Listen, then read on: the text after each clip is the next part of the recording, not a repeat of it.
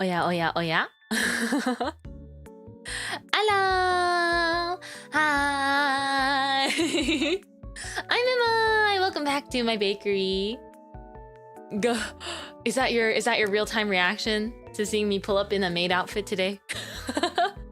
Yeah, I put on the maid outfit today. Why not?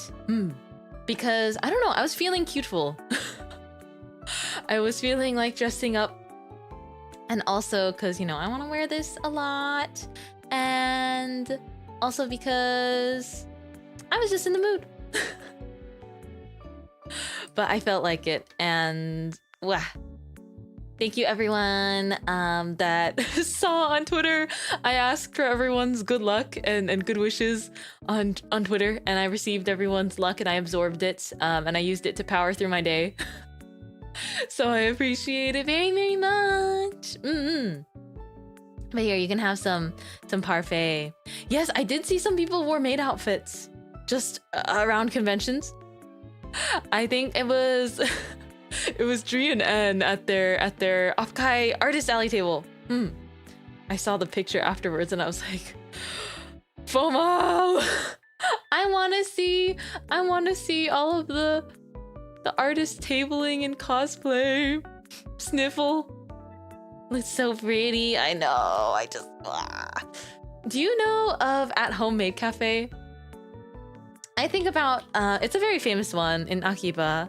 But I think about their official maid outfit a lot. Because to this day, it is my favorite maid outfit. But I've never been to a maid cafe before, but I think one day if I get the honor of going to one, I would like to go to At Home Cafe. I'm trying to... I want to show a picture of the maid cafe uniforms, but they're like super fluffy. Bum,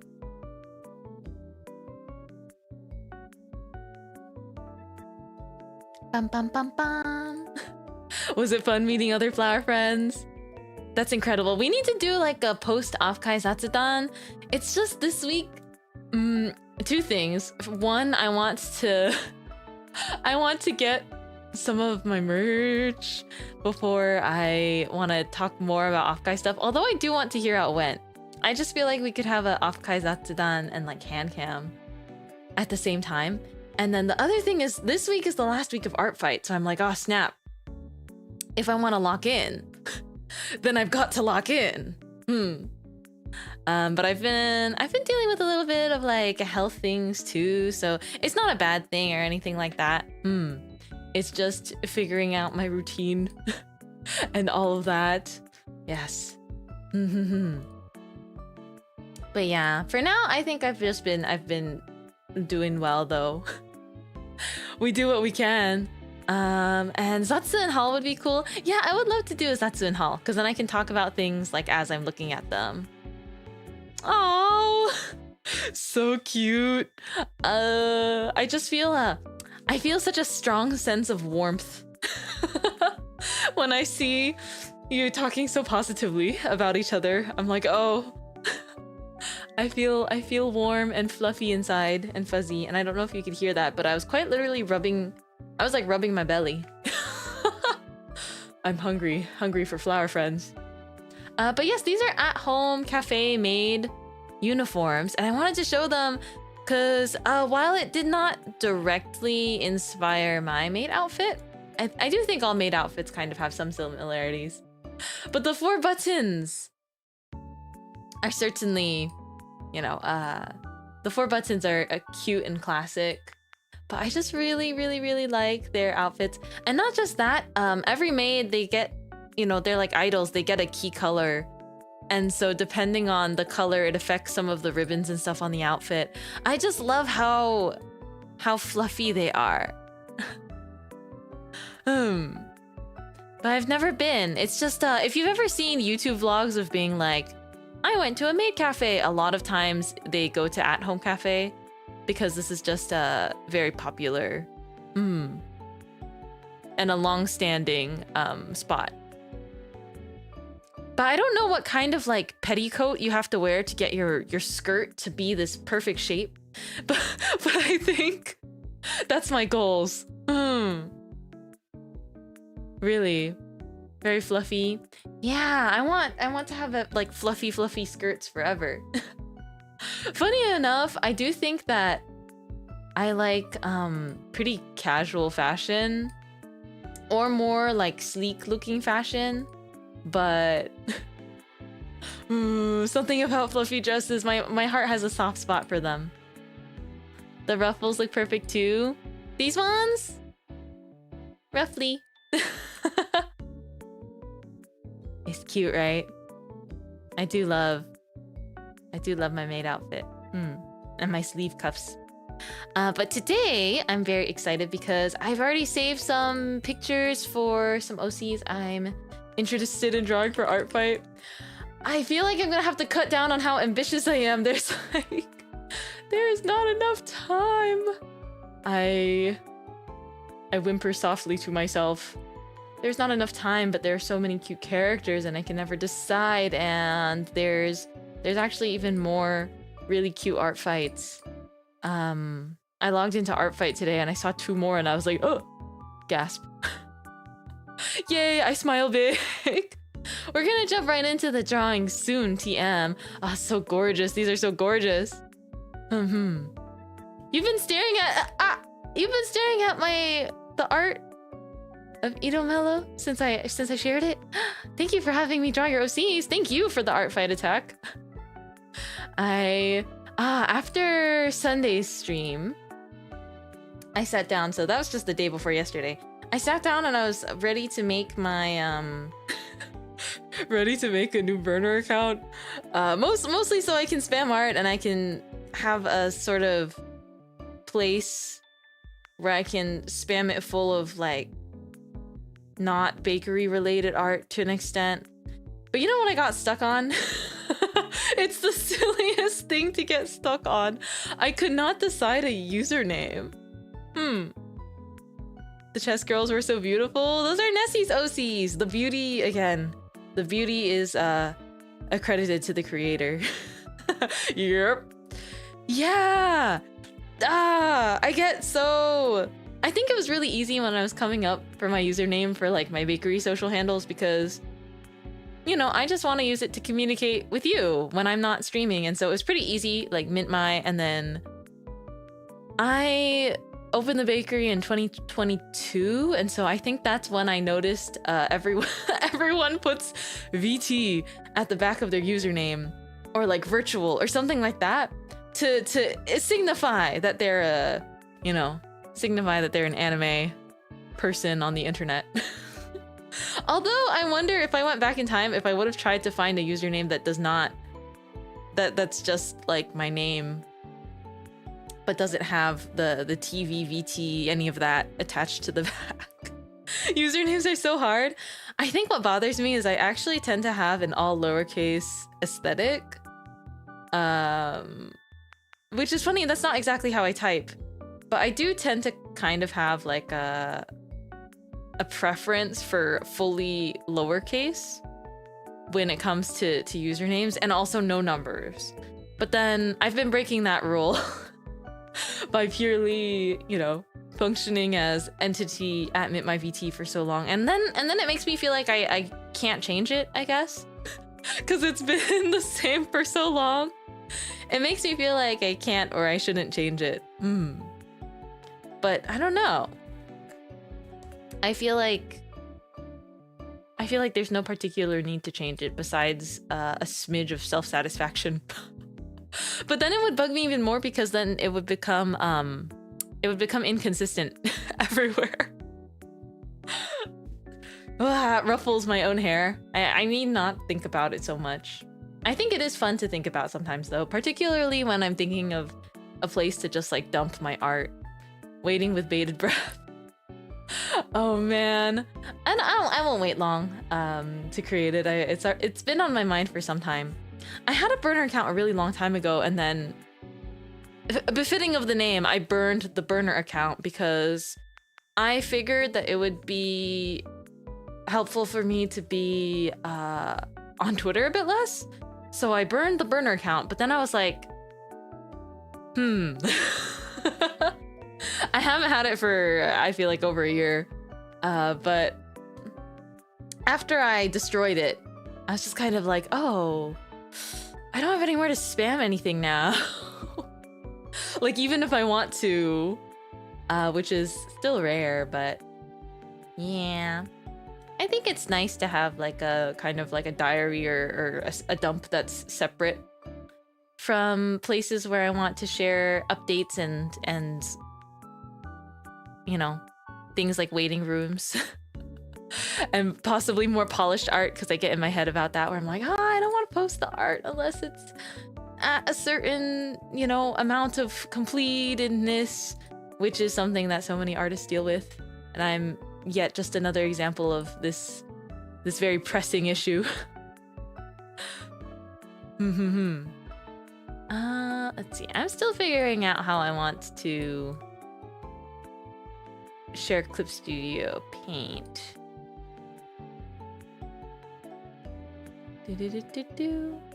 I wonder if I can do something more like this, and then ooh, okay, I'm figuring it out. Yatta!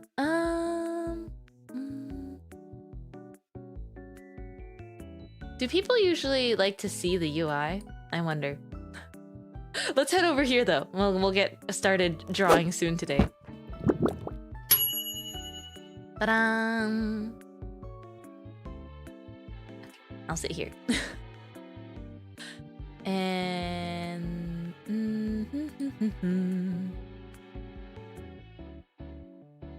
also, your 2 recent attacks are gorgeous. What? Right? It's so cool. I really like butterflies. I'm not one of those people that will be able to rattle off a lot of information about butterflies to you, though. I think as much as I do like butterflies, I tend to be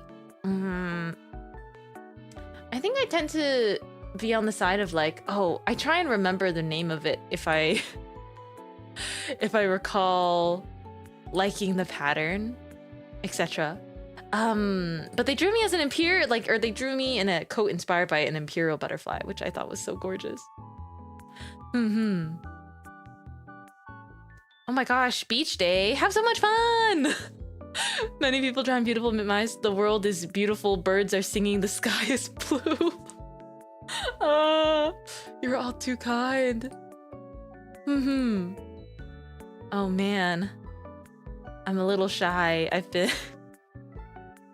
and I feel like I should say it outright because I do think it's a little... I feel like I can never hide anything. It's a little bit obvious. So I've been a little bit sleepy, but that's also because I haven't been sleeping well. Ooh, this week has been a lot better than last week in terms of just sleep alone. Whoa, and I started flying. Kids, that's what sleep deprivation does to you. Let's be let's be well rested, everyone.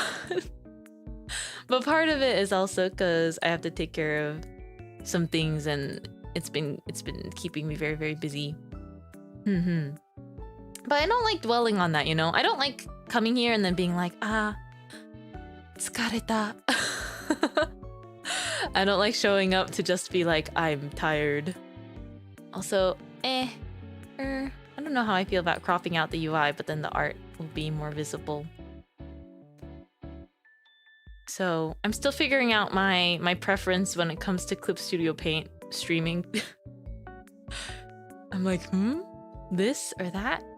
It is kind of satisfying when I can just do it as like one big gray blob. Fun fact, butterflies have accessory organs in their wings. Oh my gosh. Well, that is extremely cool. That is just extremely cool. Heck yeah. I'm trying to get my bearings. I am still super new to Clip Studio Paint, so I appreciate everyone's patience with me.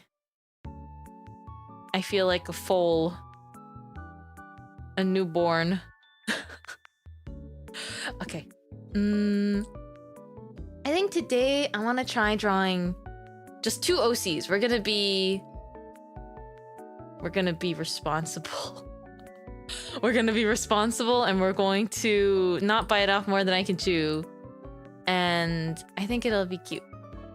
We're just gonna do two different revenges, and I just kind of did a little bit of a look through various different OCs, and I found two that I was like, okay, I definitely I was thinking I definitely could have a lot of fun with these designs. Also, I tried to draw some characters that look really different from some other. Like, I think I want to draw like a wide variety of characters.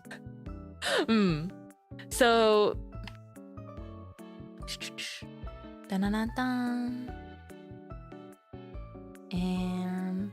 I'm setting up my canvas. But yeah, I do generally like to draw a wide variety of characters. It's just like my personal preference. But a lot of them, because in the time since I've opened the bakery, I don't really share much art that isn't like self-portraiture, to be honest. That's just part of how being at the bakery has been. But yeah, I do think the characters I'm going to draw are within my comfort zone, but they are super cute. They're within my comfort zone. But I think it'll be fun to like, you'll see what I mean. I think it will be fun. We're gonna start with Flossie's design. Super, super, super cute. Let me see. It's gonna be a little bit of a flashbang, so I'll make it small. Okay. So for Flossie's design, this is, look at how cute! I just want to really draw like the moss hair so bad. White eyelashes, like I don't think I've, drawn a character with the white eyelashes since the other art fight we did, which was already a couple weeks ago. No, you don't, ears flop. Because your profile is Chikawa, I keep imagining you as Chikawa, and then I'm like, no, don't be sad, Chikawa. I'm headcanoning you as a Chikawa-like critter in my mind palace. I just think this is super cute, and also like, I'm biased for whatever this little thing is. I love them. I love them and their sprout tail and their flower mane. Like, is this not huge-brained? Hold on. I was grabbing the reference sheet. But yeah, this is not my artwork. Credits to Flossie for the reference here. But I will be drawing. I think that I could have a lot of fun again testing out the border tool. Yeah, let me see. Oops. And I also feel like it could be fun to get some like textures in there. I do think kind of very soft brown line art would be so cute with this character too. Ooh! I'm excited. Let's see.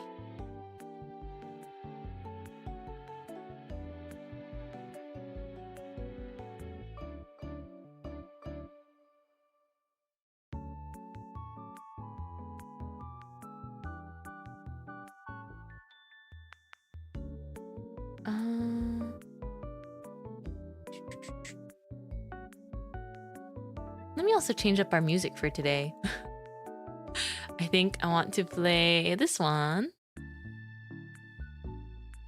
I like this song. Sunset Plaza. Are you gonna include the little flower guy? Yes, the lion. Wait, I think I need to do a rough sketch first. Let's do a sketch.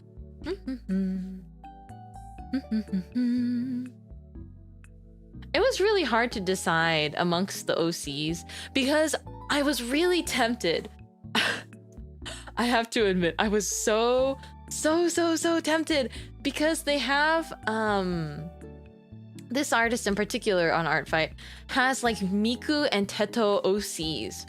And they're so like,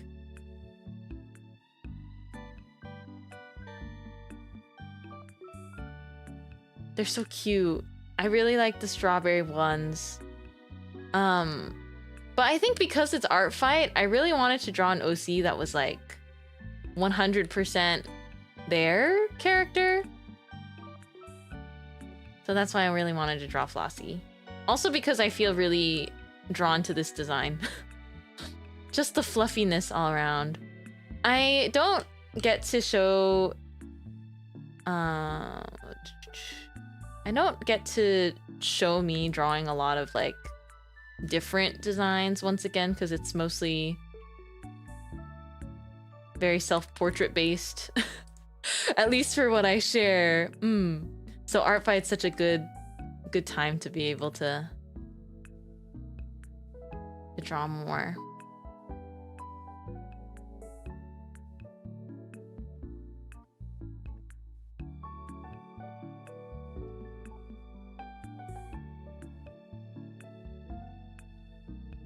Can't forget the sort of sprout shape on the top and the flower.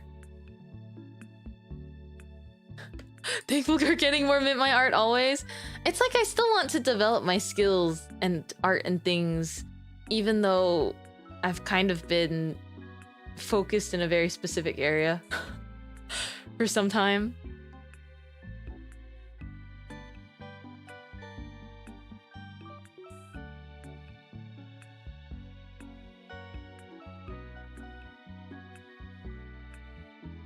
Okay, let's get this nice sketch down. Hi, I miss you.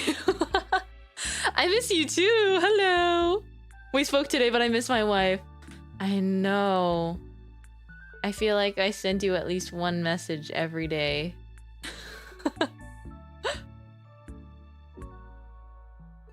I hope you're doing so well. I love Liku and Tomateto especially. Me too! Me too! But you see, if I drew Liku and Tomateto, it's still very like Miku and Teto are characters that exist, right? So it's still very much more in the fan art territory than it is in the OC territory. So that's why ultimately I decided I wanted to make sure to lean on the side of OCs and challenge myself to draw characters that I'm not familiar with in the slightest. Yeah, they are so cute though. I love fan designs of like Miku and other Vocaloids. This pose is looking so cute. I just feel like it. I want to include this little guy. And big cardigan. Let me see.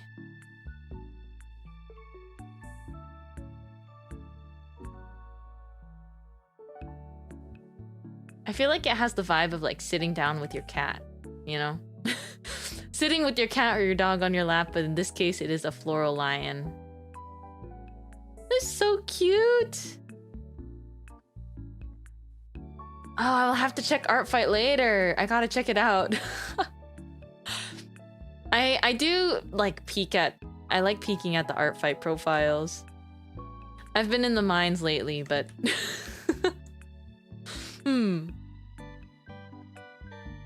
I've been in the partially self-made mines. That's the hard part. I'm so invested. And it's like, oh man, Mintmai, who gave you this much work? And it's like, looks in the mirror. Oh man, Mintmai, how come you never leave any time to do other things? Who did this to your schedule? And then I like look at myself in the mirror again. I've been trying to do that less though. Been trying to self-assign myself to less things. Although I will say art is always something that like really it brings me happiness. You know how as an artist, it's like a lot of times you're not going to be equally proud of every single piece, but regardless, you're happy you drew it. So I think I think about that a lot. Oh my goodness, the tail has moss too. Ah, so cute. Cuteness, aggression for big fluffy cardigans, and like the sort of handmade feeling and stitched pockets.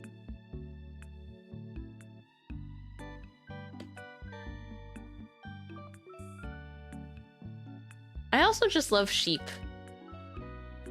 Like as an animal, I love lambs and sheep a lot as well.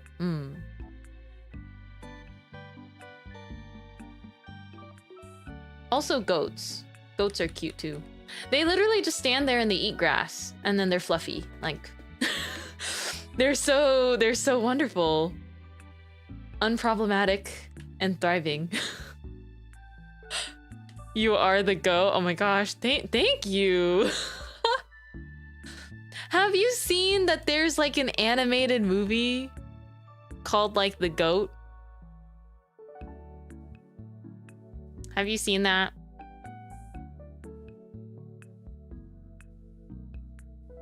I have not watched it, but I like saw a trailer for it. It's like this goat plays basketball, but because they're like shorter than all the tall animals playing basketball, they're like underestimated. I haven't seen it yet. Your mom cried watching it? Oh my gosh. A friend of mine who really likes Minions. Actually, if I think about it, multiple friends of mine like Minions. But a friend of mine that really loves Minions, watched the Minion and Monster movie, and she was like, it's so good! She was like, yeah, the new Minion movie is so good! And I was like, whoa. I guess I hadn't thought about the fact that they're making more Minion movies, but they are! I cannot wait to go see it. I still need to watch a Minion movie. I like Despicable Me 1. And honestly, Despicable Me 1 is like so good. In my humble opinion. Despicable Me 1 is like really peak. Oh man, they're so good. I heard the first Minion movie is really good. Like unironically, once again, my friend who is a fan of Minions, so there's an inherent bias there, but she's like, please, the first movie is actually so good. Like you've gotta go watch it. And I was like, I'll think about it. Oh, I love the sleepy eyelids. Let me see if I can try and get those.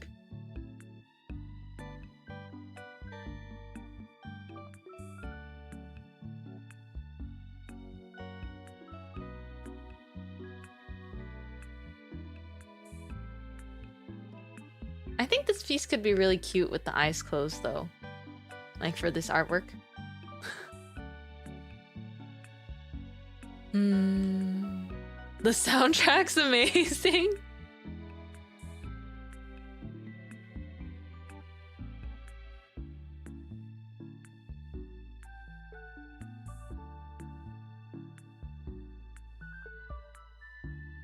I'm really excited to use these colors.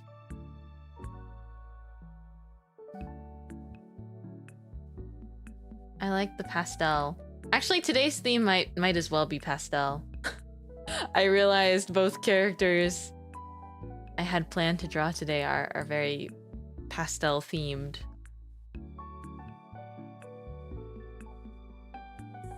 Okay, so we gotta pose down.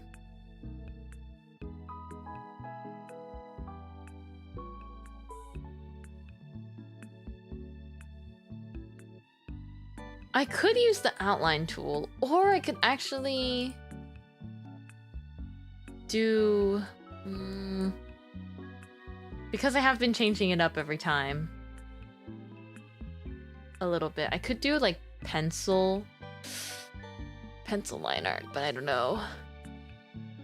This has like some texture to it.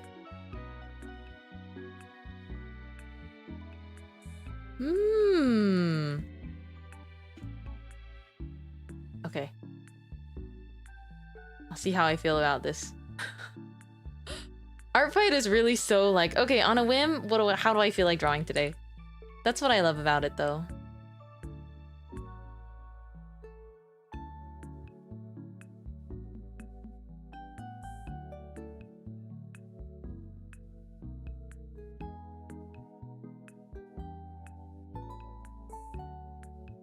Pencil would be so cute with the soft design. I agree. And also, I was thinking about it. I felt like... how do I put it? I felt like it would be nice because...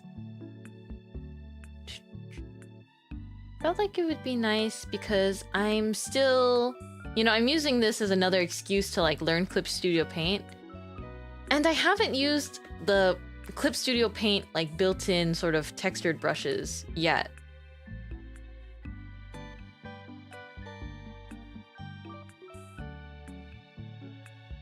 So this just kind of becomes another chance to practice another part of Clip Studio.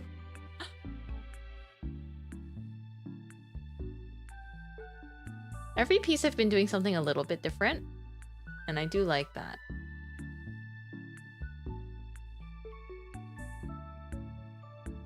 I think the only thing with Clip Studio Paint is I'm not used to looking at my artwork this way.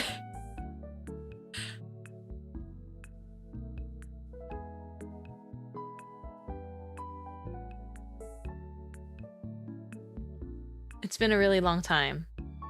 I guess it's not just Clip Studio Paint, it's also the fact that I'm using a screenless tablet, so it feels really different. You're so fast. I think it depends on the character. This character, like Flossie, does not have a very complex outfit, and also their design as a whole can be broken down into like a really nice sort of shape, right? And silhouette. So I think as a result of that, it's really, really fast to like lay down the groundwork, because it's the same sort of idea where they're just made up of these like bigger shapes. Flossie's a cute name. Yeah.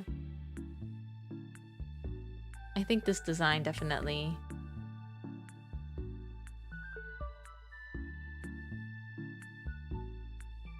It fits the name Flossie. Oh, I think it'd be nice to do the flowers on a separate layer. Let me make another layer. I'm starting to name my layers again because on Clip Studio Paint it's harder to see. It's harder to preview the layers the same way.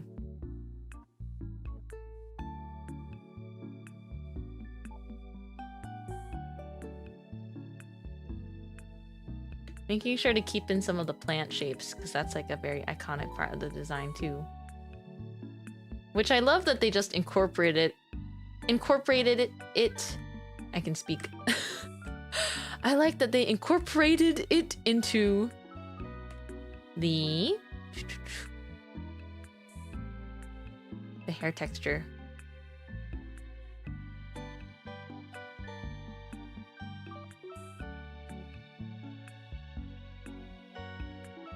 I always tell my future self that I'll thank me later for naming my layers. Exactly. It's like, you will thank me later, because it's true. The more I draw in Clip Studio, the more I'm like, oh man, when I don't name my layers, I end up regretting it. Just a bit, you know? Because there's that part where sometimes you draw something and you're like, I'm not gonna want to touch that up later. Like, it's fine to not name the layer and then later. Me later always wants to touch something up and like change what I did before. And it's like, dang it. Why didn't I name the layer when I had the chance and it was obvious to me what layer was what, you know? Wow, I'm a really big fan of the Clip Studio Paint, like just the default textured pen. It's so nice.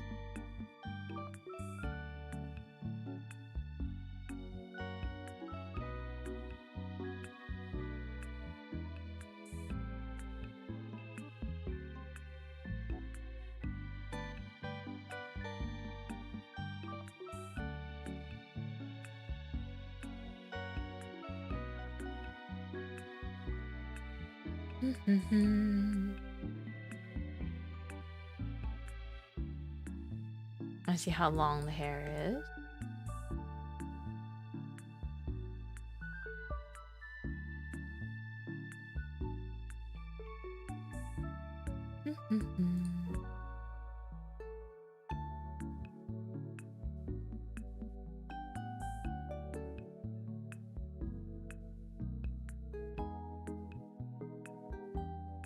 All right.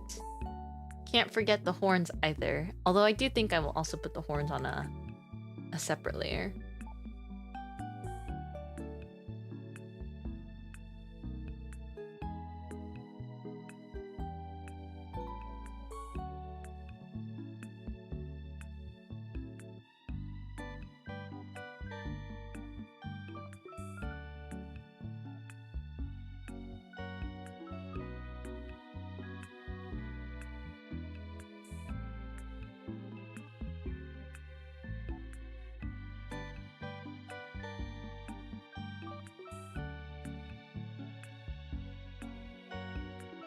I like that the horn wraps around this flower. Isn't that so cute?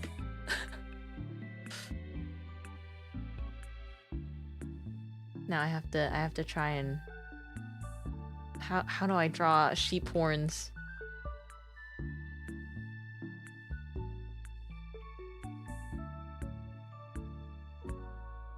Let me try and do the sheep horns.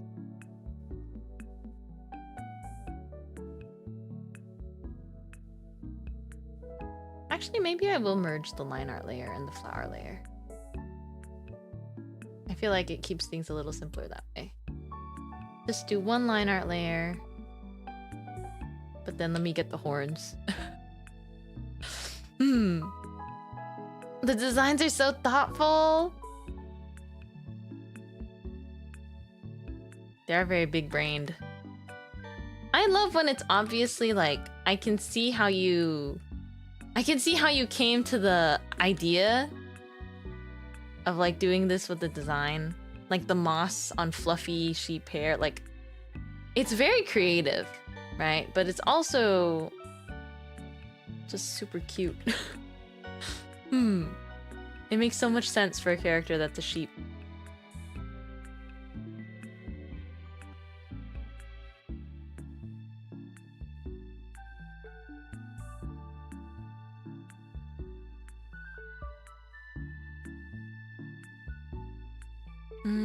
I think I can do better with the horns because they're sitting at an angle.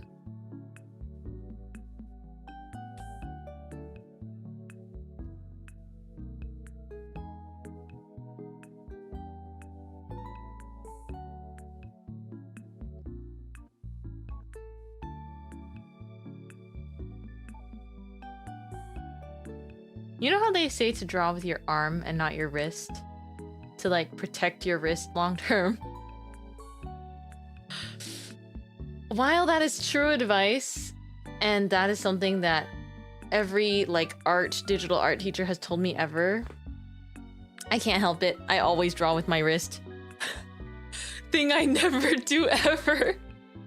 I get it in concept, but it's like, unless you have a huge screen tablet, we will not be doing that. Unless you have like ginormous desk space and you can have a big screen tablet. It's not happening, you know? And even then, I feel like I have a big screen tablet, right? Like imagine, I don't have a very big screen tablet. It's kind of like a medium-sized one. But even then, I feel like I draw on like this much space on the tablet. It sounds like old advice for a huge canvas. It's true that supposedly it like saves your wrist, but it's like, it is really, you basically have to relearn how to draw if you want to try doing that like long term, because you will feel like you've forgotten how to draw. It's true, because I tried it for a while and I was like, wow, I actually don't know how to draw at all. Once I start drawing with my arm, not wrist. And then I was like, you know what? We're gonna go back to just drawing with with my wrist because I can handle it. I do my wrist stretches. You just have to stretch. The big thing is carpal tunnel. Like, for the love of everything, please do not get carpal tunnel if you draw, if you care about your art. Like, you can look up carpal tunnel exercises and stretches.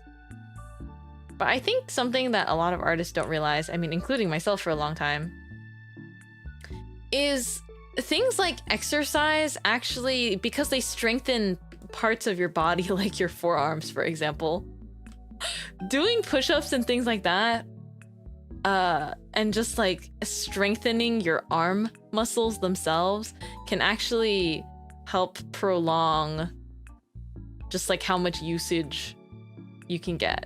But even then, all this like small specific movement, I've had friends that have had carpal tunnel, and I haven't had carpal tunnel syndrome, but my carpal tunnel has flared up around like really bad deadlines and things like that in the past before, and it's awful.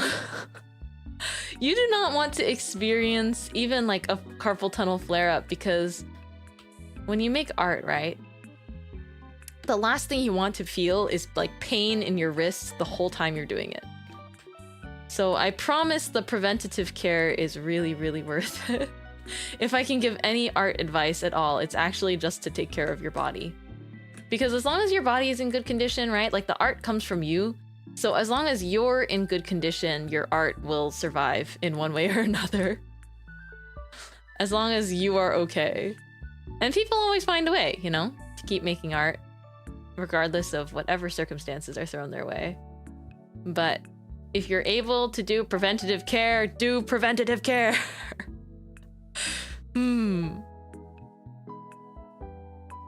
It's a lot of work to think about drawing with your arm, yeah. It is scary though. I mean, carpal tunnel, and this is not to scare anyone, but it is a very real thing to like think about when you create art, or even if you don't make art but you do something else, like a lot of keyboard and mouse work and things like that. Once you get carpal tunnel, it's like your carpal tunnel, the actual rubbery band that we call the carpal tunnel, does not just miraculously go back to normal.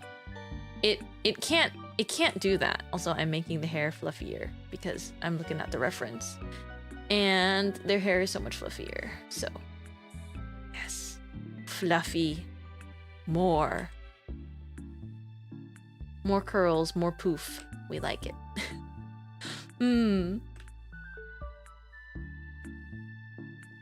Yeah, carpal tunnel, you have to get surgery, and then even after that, your carpal tunnel, it's not going to be the exact same as it was before you got carpal tunnel syndrome. So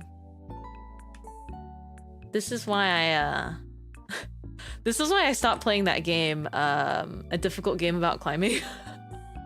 Because I was playing it for a bit, and that game specifically requires a certain type of mouse input that makes my carpal tunnel very, very upset, even though my mouse is like, it's not an ergonomic mouse, but it's not a bad mouse either.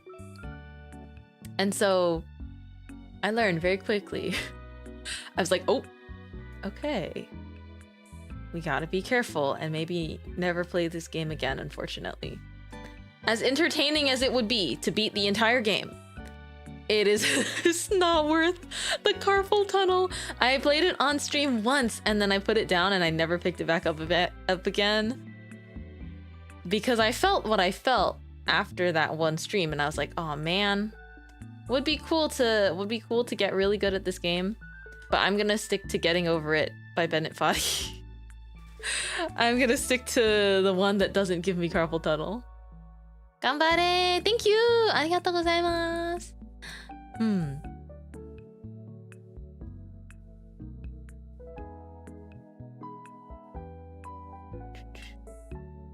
Yesterday I was studying more, or I did some of my studying.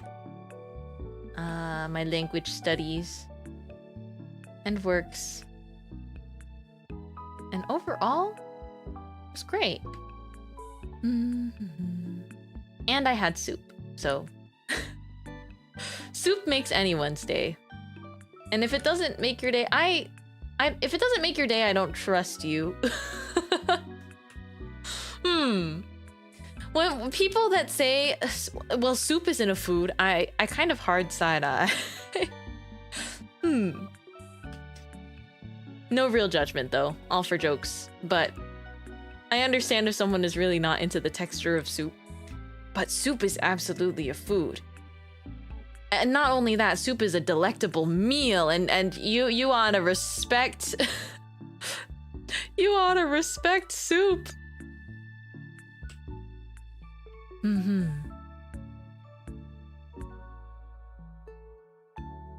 Soup is so underrated. I'm glad to know that there are more soup fans in the world.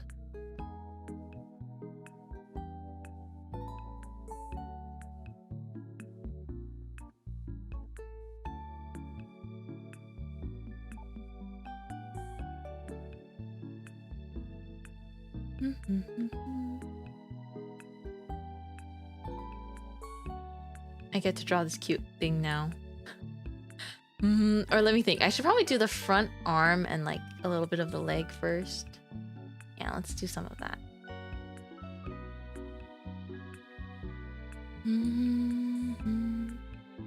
I feel like half of my experience when drawing in Clip Studio is like rearranging where I want my whole window to go.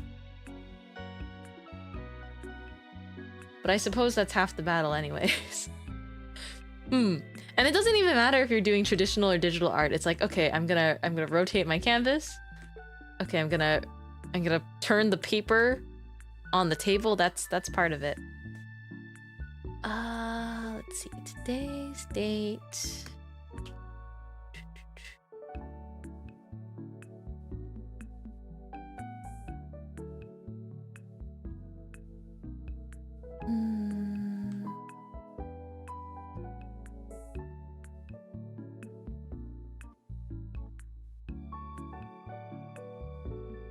I love drawing a little like sleeve crease like that. It's so satisfying.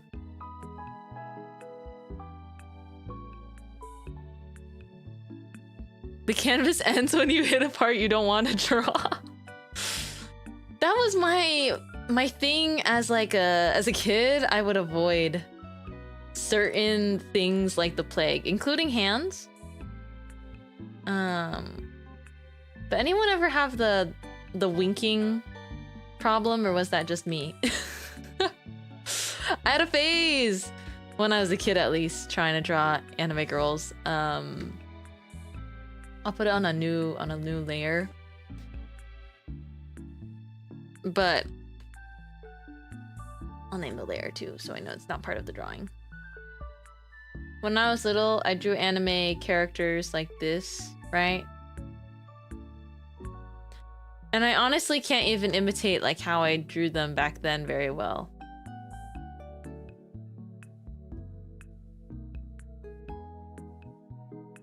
I drew characters that looked like this, but they always had to be winking, and they had to have their hands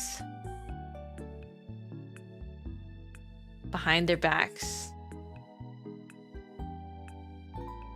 That's the tennis skirt.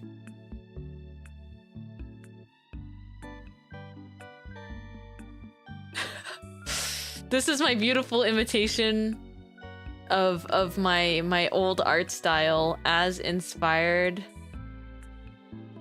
by the shoujo mangas that I would read.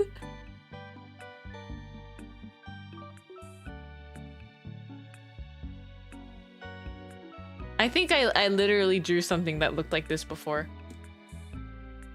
Isn't that wild?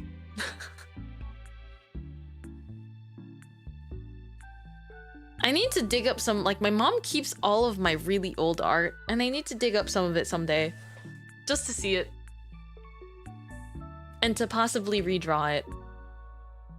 But yes, the winking was so that I didn't have to draw two symmetrical eyes. You see the trick I did there?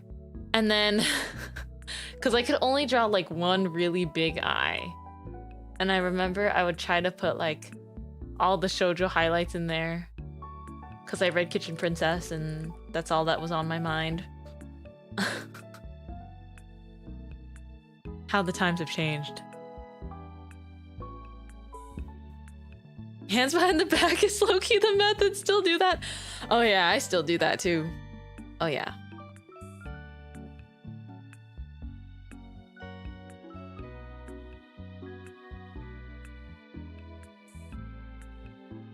I'm actually trying to find a way to hide the hands here because I want the lion friend to be very easily visible. Although, thankfully, this cardigan is, like, long already.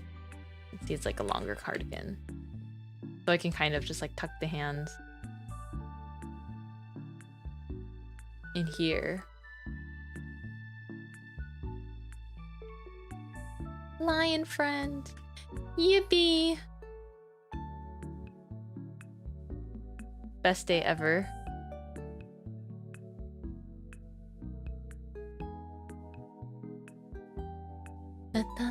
I'm trying to think, what were some other like silly art hacks that we all did super early on?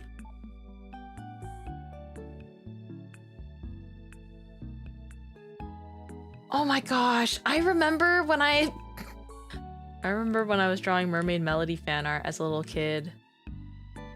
But because all my art like looked like this, right? I remember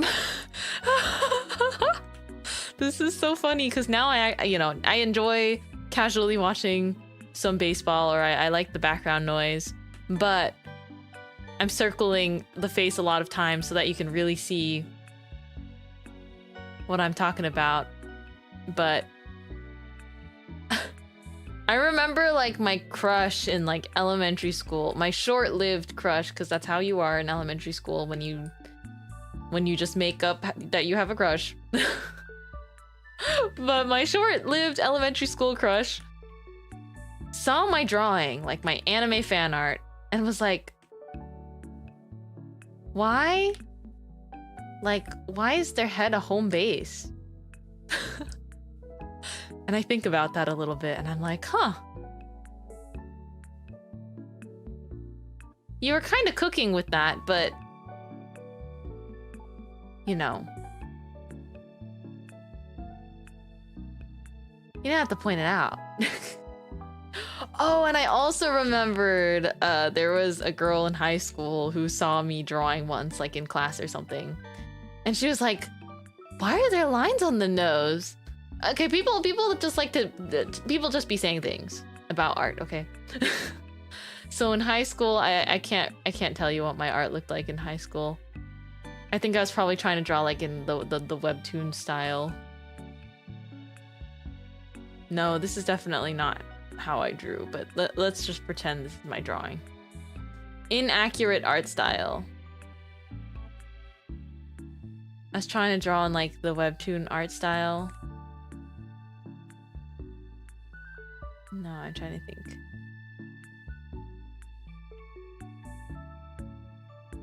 So I drew kind of like this, let's say, in high school. And I remember a classmate of mine saw me like drawing in class, because I did that all the time and I got in trouble for it sometimes. Oops. Yeah, it's not my fault. It helped me pay better attention if I like drew in my notebook. Even if they were unrelated anime girls, like it helped me in class more than taking notes. But I remember that girl in high school was like, why do you draw equal signs on their noses? And I was like, oh, it's called style. It's called taste. No, I didn't say that. But it was kind of out of pocket. The way that they said it. They're like, why do you draw it like that? That's weird. And I was like, it's called having taste. Puts a hand over my eye. You wouldn't understand. You wouldn't get it.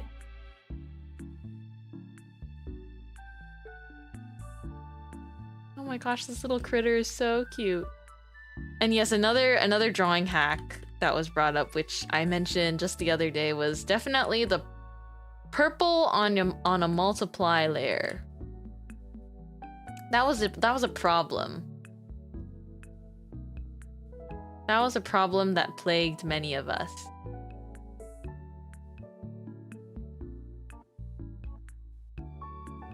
So cute.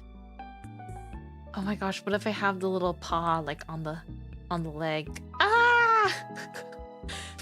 Cuteness aggression for this little thing.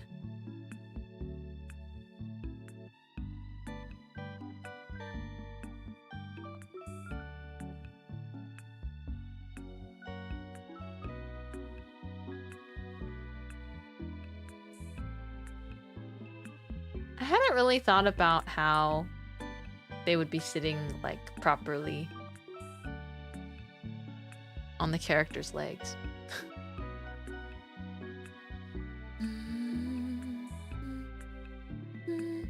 I'm pretty sure I also had a phase where I tried to use like a pink overlay to make all of my art look like it had like a Tumblr filter on it.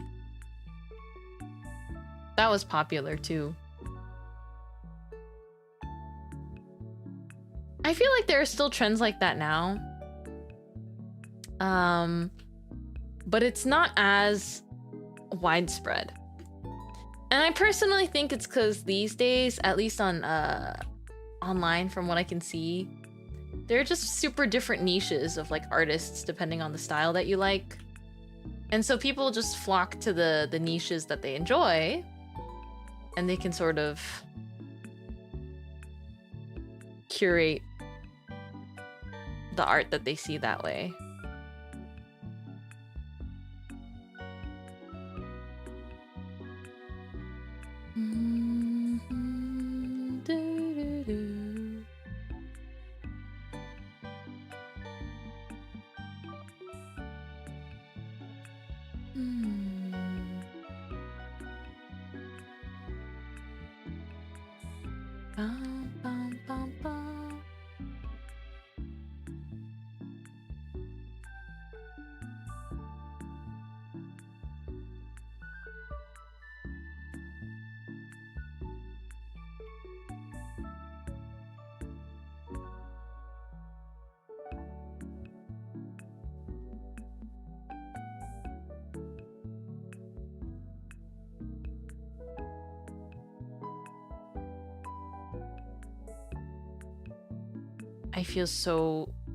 I feel so like parental towards this little thing.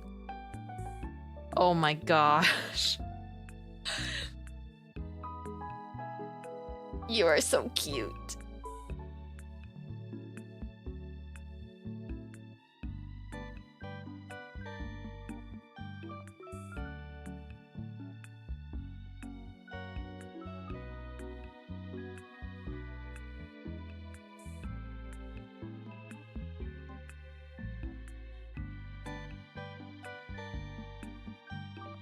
I'm wondering if their feet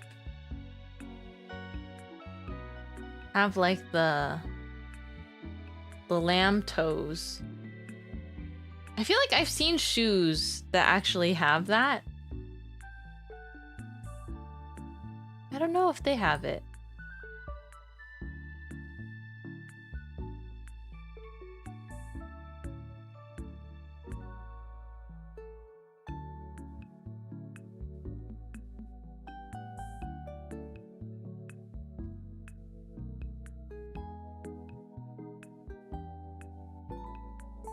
You've seen a VTuber with hoof shoes before?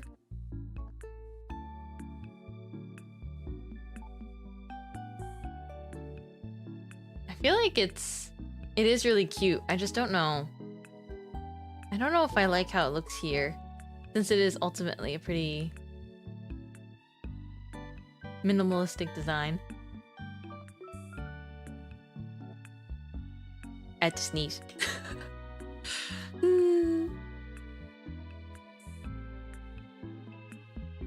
It hasn't been as hot lately, though. I mean, it's still hot, but it's not as scorching, so I feel like my kind of heat allergies or heat stroke, whatever it was that I was feeling that was making me kind of under the weather. Thankfully, that's sort of going away.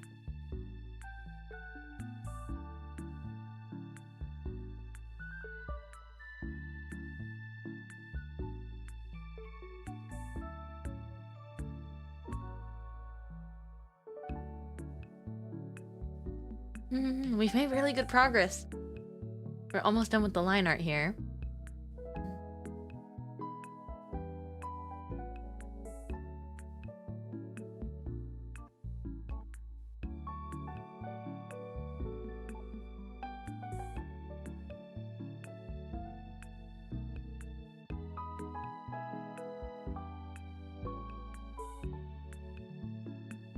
Clean up some of my messier lines.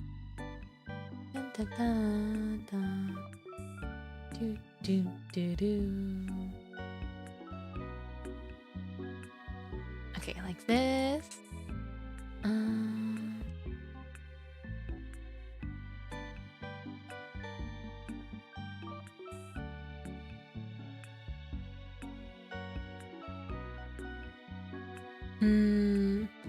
Okay, and then we get the mossy tail in.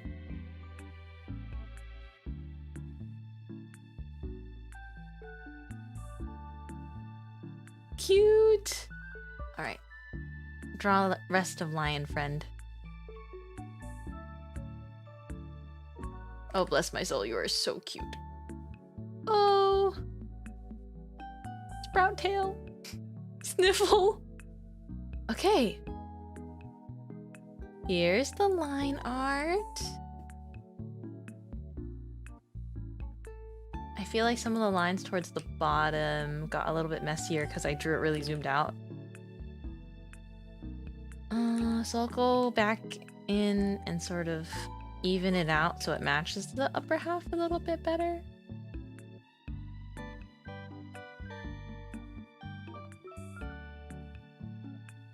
Do, do, do, do. If you heard that sound, that was the lovely sound of my of my desk. I'm trying to fix my posture.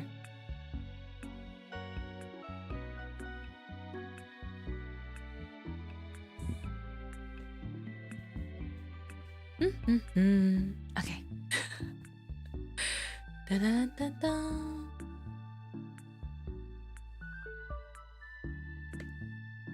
Let's go!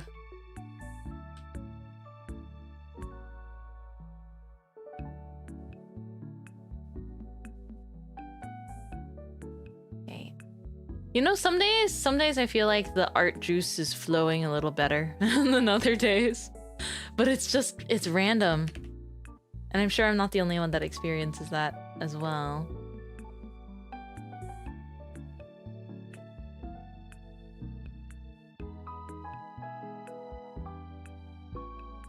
Where did their other arm go?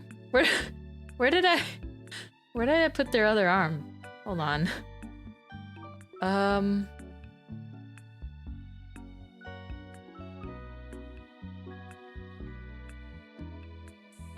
Oh, in the sketch I have it like that. Okay, no wonder. In the sketch I kind of just made it so that they're like petting their lion friend, and I think I will stick to that.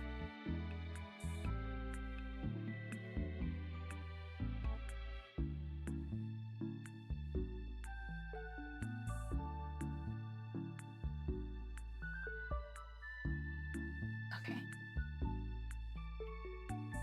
Color... base colors.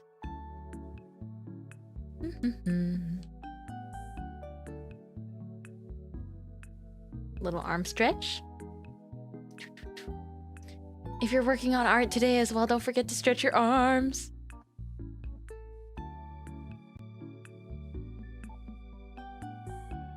I'm also gonna prop in a little bit more.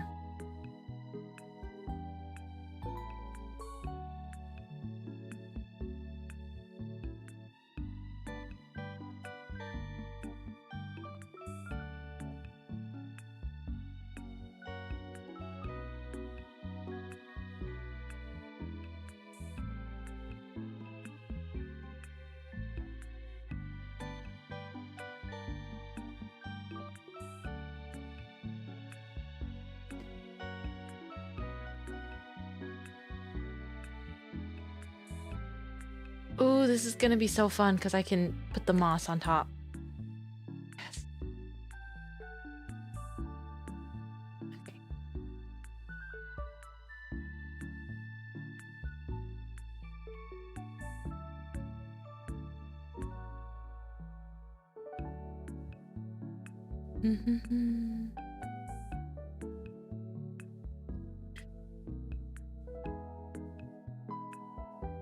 Na, na, na, na. Sleepy midweek art session, we love. Okay. Ooh, I like the expression here a lot. It's so peaceful. I'm proud of how I drew the face. I think it matches their OC. Comfy. Comfy. Da da da da. Oh yeah, did you see that ArtFight is happening in April next year? I was shocked. I mean, it makes sense because I did see it kind of has to just do with how venue booking works, which is what I assumed as well. Upon seeing that they announced ArtFight for April. But I was like, whoa, that's like, because it's 2 months earlier than this year, that means it's only 10 months away. And I know 2 months doesn't feel like that much of a difference, but I feel like when it comes down to it, it can feel like a difference. It can feel like you have a bit less time to prepare and or financially recover from the last convention you went to.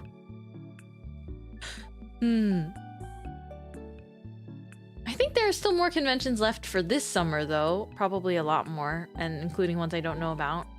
I know ANYC happens in August, so that's this month. I've enjoyed ANYC every time I've been in the past. But mostly I just like that I can get bagels in the area when I'm in New York. New York, do dreams are made of. In New York, you can be a new man. In New York.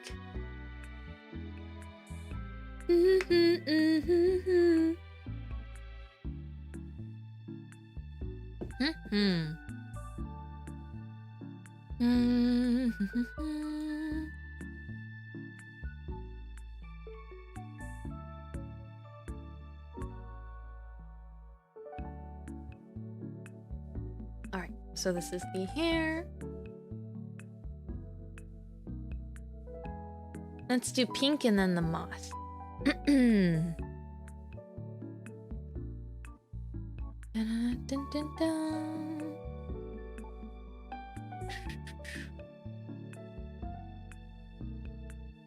One thing about this reduced schedule, which I find to be difficult for me, it's not actually too difficult, but you know, it just becomes one of those things where I'm like, man, I miss streaming. And then the big issue I come across is actually that I miss playing games together. So I feel like I want to find an excuse to play games together. I don't know, because I know this week is the last week of ArtFight, so I wanted to do a little bit more of that. But even if I'm saving some games to play for later, I still think we can play some fun and silly, like one-off, like not super long or story investing games. I've also played some Tomodachi Life just in my downtime. Offline, just because I'm trying to make sure the Miis are happy. Hope they're happy and chilling. Ooh, pencil texture. I think this is kind of great for the moss, right? I think I just want to use it for like the edge of the moss. But I do think in order to do that, I should use a proper pen first.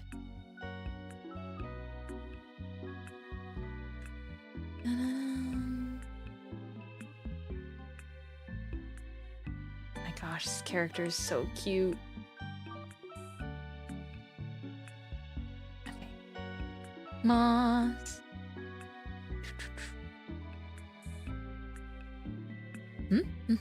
Like this? I think.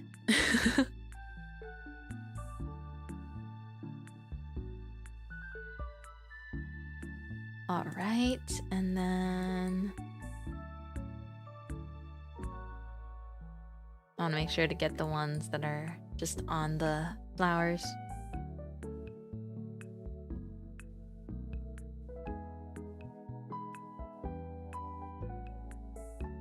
This might even be super cute just as like a flat color illustration.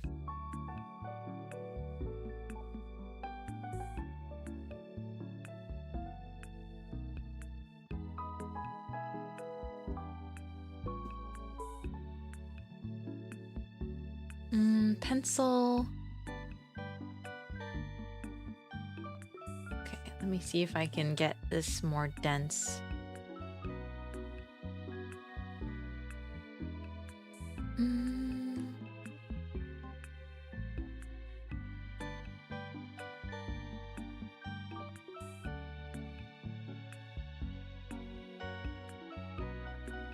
Oh, okay. Funny enough, turning texture density down makes it more dense. So maybe I was interpreting the definition of texture density wrong. I haven't seen a tool like that before. Okay. Well, it looks pretty moss-like to me. With kind of softer bits. Oops. Not trying to move the whole thing.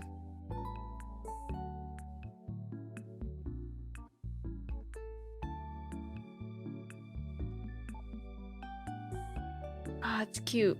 Okay, we'll do the same thing with the tail.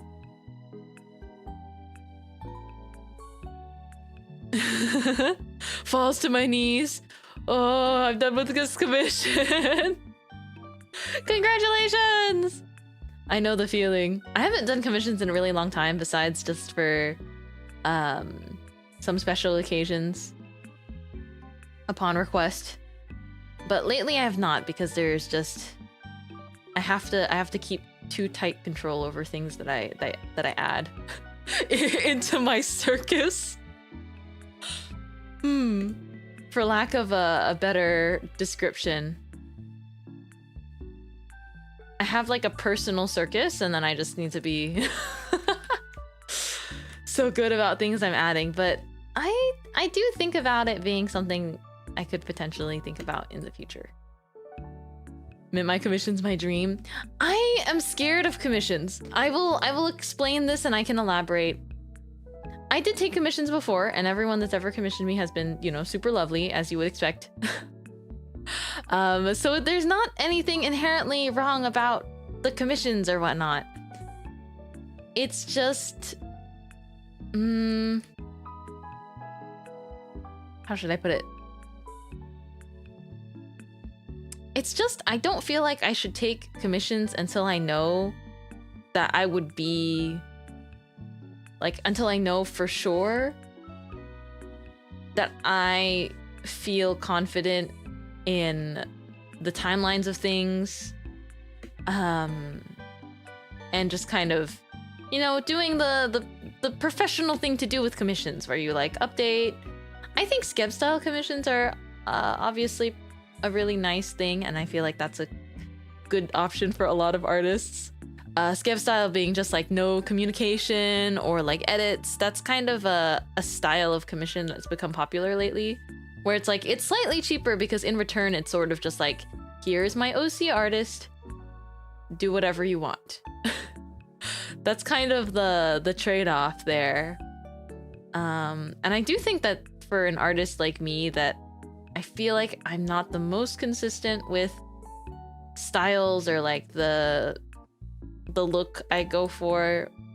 It's a nice experimental option, but then it really is just what you get is random, and that worries me, because I have seen cases where people do Skeb style commissions and they're like, my commissioner they just hated what I made because it didn't look like some of my other samples, and I'm like, oh my gosh.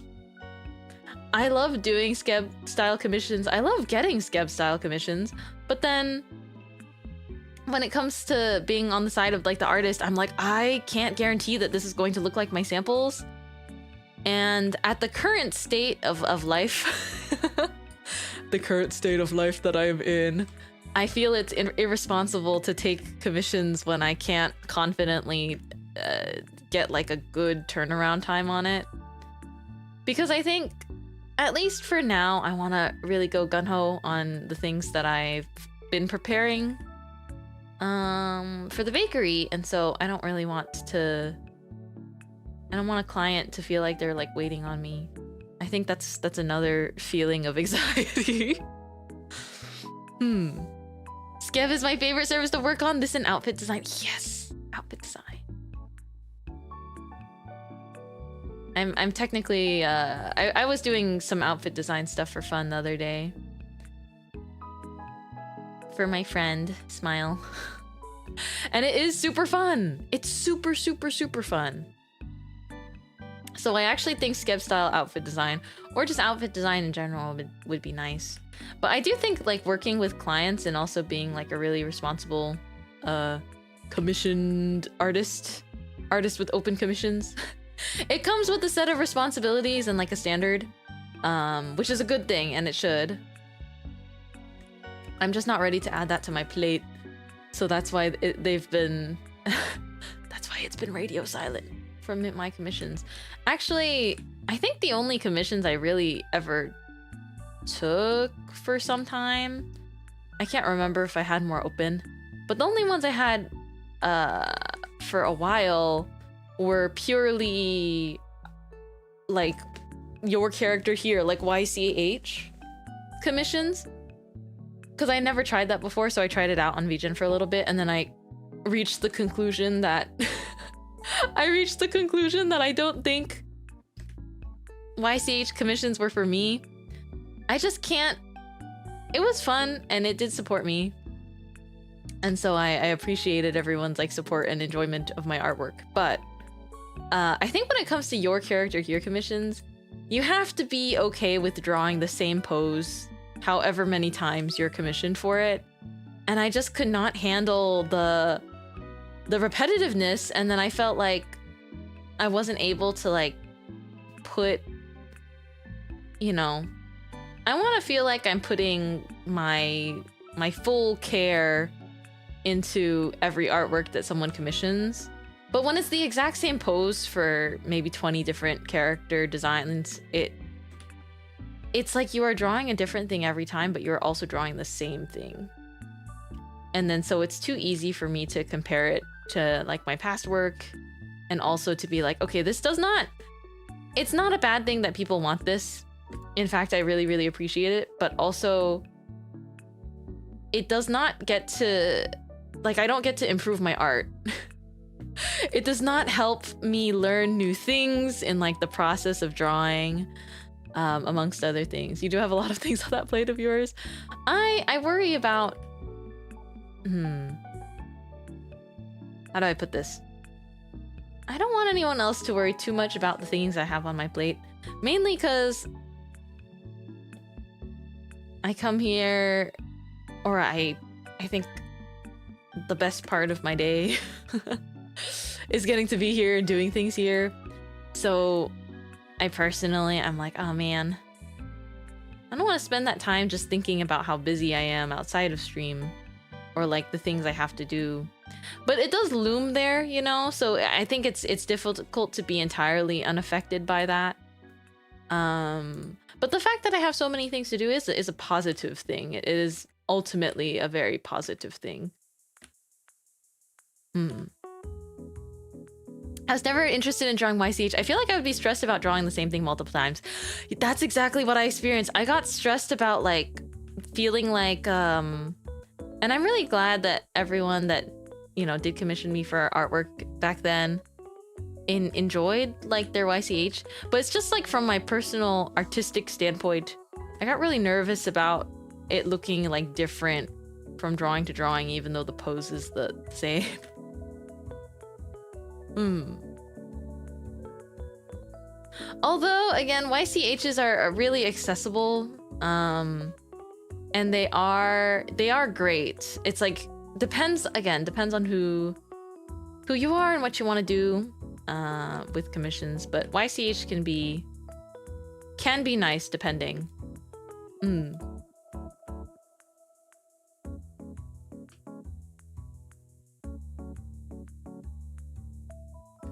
You've dropped ArtFight, you're tired. ArtFight should be purely for fun.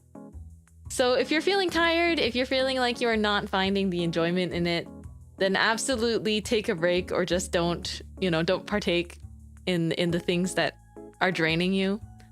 I think it can be hard. Like even ArtFight for me, I was hesitant on initially joining. I don't regret joining at all, but ultimately, I do wish I could draw a little bit more.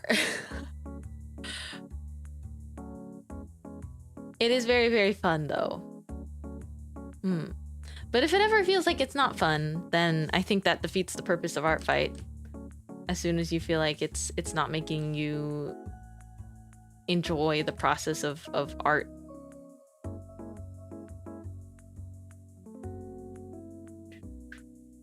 So as soon as you're not enjoying it, I feel like, that's a good point to pause.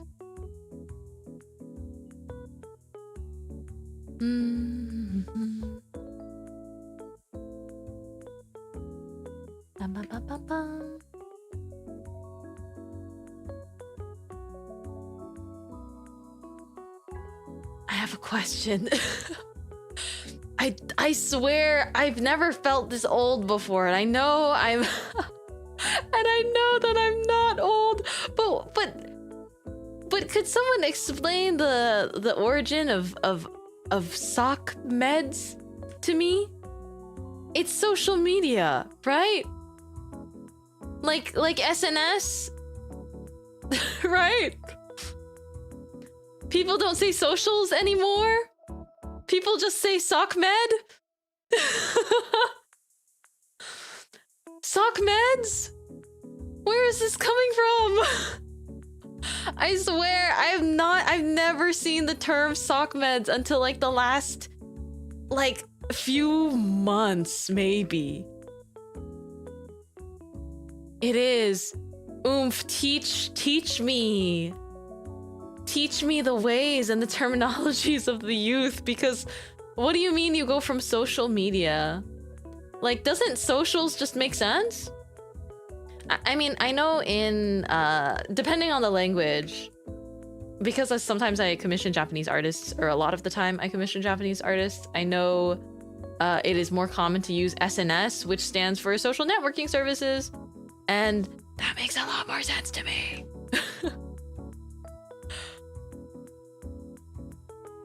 Oh my gosh! Oh. Okay, I've read plenty of fan fiction, like here and there. I love good writing, okay? But I will admit, a lot of the fan fiction I read was not necessarily like in or through AO3. So it was popularized when AU threads were posted on Twitter. SockMed AU? SockMed? I feel like every time I saw SockMed and I didn't know that it stood for social media, I thought they were talking about I thought it was genuinely a medical thing, because that's where the med would come from, you know? A tale as old as time. Okay, a tale as old as time is that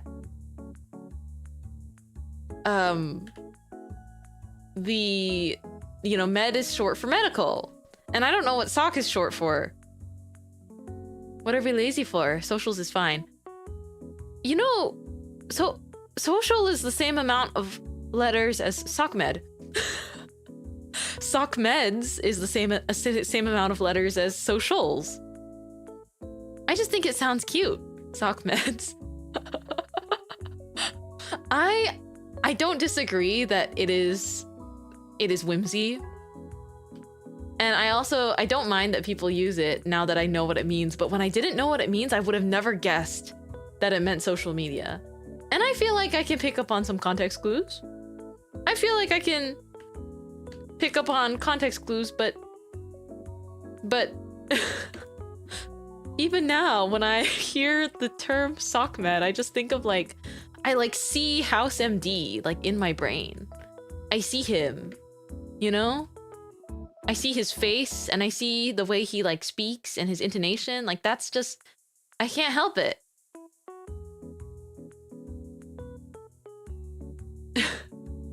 House MD?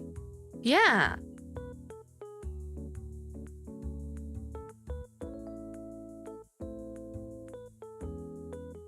I also can't help but see the med part like as med, like medbay Among Us, like medical, like it's just what I default to. I think I'll come around to it. It was sort of like when oomphs was first the thing. Wait, I don't know if I've spoken about this before. When oomph first started to take social media by storm, okay? Hear me out. We listen and we don't judge. Repeat after me. We listen and we don't judge. When oomphs first started being popular around social media, I was not really reading it as oomph. Like, I guess in my head I would pronounce it as oomph, but in my brain I was like, I thought people were talking about their mutuals as if they were like their grunts. And I was like, well, that's an interesting way to endear your friends, but you know, I get it. Like, I thought, because it just look at how oomph looks, right? Like just the word. I don't know if anyone else gets this, but I get this where it's like, if the word looks a certain way, like what is an oomph? An oomph is like, it's like your minion, you know? Just here, I'm gonna just type the word oomph into chat and then oomphs. Now you put that in a sentence and like replace it with like I was just thinking of, you know, like a boss and their grunts kind of vibe. And I was like, okay, I guess this is a new dynamic. It was not too difficult of a transition though, because I feel like people were just like moots, right? People had been saying moots for a very long time, like M-O-O-T, like boots, but moots for mutuals. That I said that super overpronounced. Please don't mind that. But mutuals has been a term because it's just like, okay, mutuals is the word for when you click the fun button on social media that puts me on your feed, and I do the same for you. Remembering the good old days, I feel like so long ago. It still happens, but there's a lot of like follow for follow stuff where it's like, let us exchange this like you know, like an interaction. Like a relatively inorganic transactional interaction. If you press the button, I will press the button, and then we'll both press the button. And we both get +1 number on our funny little profile, and then we'll feel the little push of temporary, you know? we'll feel the little bit of dopamine before it fades off, and then we rinse and repeat. It's fun. Social media is quite fun.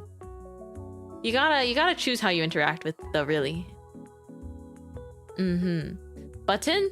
I'm just spitballing about early social media days. Not that I was there for too much of it, but I remember on social media, like there's a big thing about like, okay, I have followed you, so this means this is transactional, like please. Like let's and it's never, the thing is, people gotta, I think we should all internalize, it'd be really healthy for all of us, where it is just not super important, and the quality of anything you do online is not determined by any kind of metric or number. And the same goes for, you know, when you're making friends online. it's usually just because you vibe together naturally, and it's not something that you can really spur into existence without, you know, the spark being there. It's like you cannot start a fire, you cannot fan the flames of a fire when you have no lumber and no spark and no flammable substance there. Like, something just kind of clicks, and I feel like those organic... It's the same thing in real life, though. It's like, you know, you get to know people organically, and I think that it can be really hard because what feels so-called quote-unquote organic is different to every person. I completely understand. But yeah, suddenly that got kind of deep. but oomphs, you know, oomphs takes on a different meaning now. Like the language of social media, or sock meds as I now know them as, it evolves. But I find it interesting because oomph, the acronym, actually stood for one of my followers, because people were trying to create a difference between, like, okay, this is someone that I see around because they follow my profile and they interact with my things, but we are not moots. We are... Or they are my oomph, like one-sided. That was kind of the origin, but then very quickly, I feel like it happened super, super quickly. I was like, wait, some people look at oomph and actually believe that it means one of my friends because it would be the same acronym.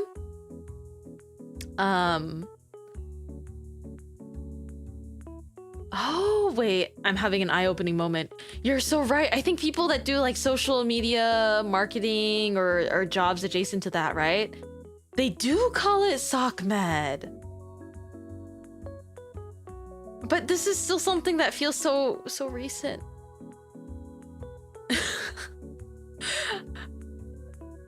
I'm on social media, and yet this is it's just so foreign to me sometimes.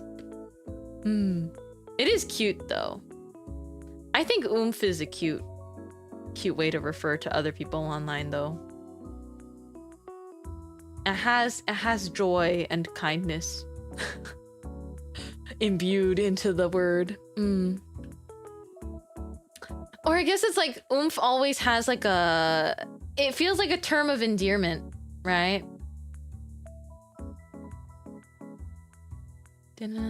But some people thought, and I'm not sure which one came first, chicken or the egg, but some people saw oomph and were like, okay, that definitely means one of my followers. But other people saw the word oomph and were like, nope, that definitely means one of my friends. And so I think that's where the great split in the definition happens, where you wind up with sort of two different interpretations of the same thing. And now oomph means neither of those things, or like the way oomph is used, oomph means neither of things. Oomph now just means mutual. Oomph is now moot. And this clip will roll years from now and people will go, what on earth is this? Is this orange maid outfit girl even talking about? It means many things. Oomph is just like a term of endearment. But the thing is, I noticed like some people, they say non-oomph, right? So it's not even about oomph-hood anymore. There's also non-oomph-hood where you speak to someone and they are not your oomph, but you're trying to, like, you address them with respect, which is, hello, non-oomph. Isn't that so fun, though? Like, I see that, though. It's like, oh, where it just addresses, like, it's like, we're not mutuals, but, like, hey, I think your post is kind of funny. Hey, non-oomph. And then, by that logic, I also see people that are out in the wild and say things that are just like, oh, like, let us oomph each other up. Like, let's friend each other. And I don't think that's the exact phrasing. Don't call me out for getting it all wrong, but I just think it's very fun. Non-oomphs are usually oomphs-in-law to me. See, that's the thing. See, now it becomes your mutual's mutual is your mutual-in-law. So your oomphs is your oomph-in-law. And if you keep saying oomph too much in a sentence, it really just sounds like you're grunting in between words. Which is a fun thing in and of itself. It's a verb too. Oh, it's everything. It's everything, Miss Gina. Your oomphs, you know? And then oomph is also like an adjective because it's like oomph village is like a, I guess it could be a noun or an adjective in that case, but oomph village is the theorized concept of being able to live in a cul-de-sac with all of your friends. And, you know, it's the pipe dream of every online friend group ever. You're so invested in this? Oomphood made you laugh? Well, I'm heh tucks my hair behind my ear. I'm glad I made you laugh. That's, I try sometimes. I hope I'm funny sometimes. But, you know, there's oomphood, there's oomph-ship.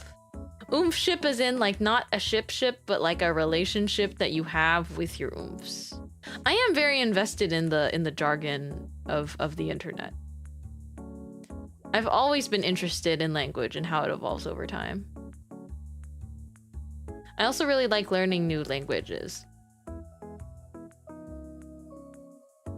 Oh, there's something really cute about just getting like some really bright blush on there. Let me think though. Base color's done. Looking very soft. You know what's funny? So, I personally happen to be someone that doesn't really swear. And it's not that I can't. It's not it's not that I can't. There's nothing binding me against it. It just doesn't really feel like me. And also I believe in like saving things like that for a great moment of impact and effectiveness, because when the friend that never swears drops a swear, oh, the impact is just so good. I did it with one of my friends before and she was like, oh, can you do that again? That was kind of hot. And it was really, really fun because I love her. I love my friends. But that was something that happened one time. But I never curse / negative. It's always like for emphasis, you know? It's always for emphasis, not for like any negative connotation. Yeah. But you see, if I want to remain auriful, if I want to remain cool and mysterious and only, you know, be very selective about how I use my one swear a year. I save it. I save it for the most opportune of times.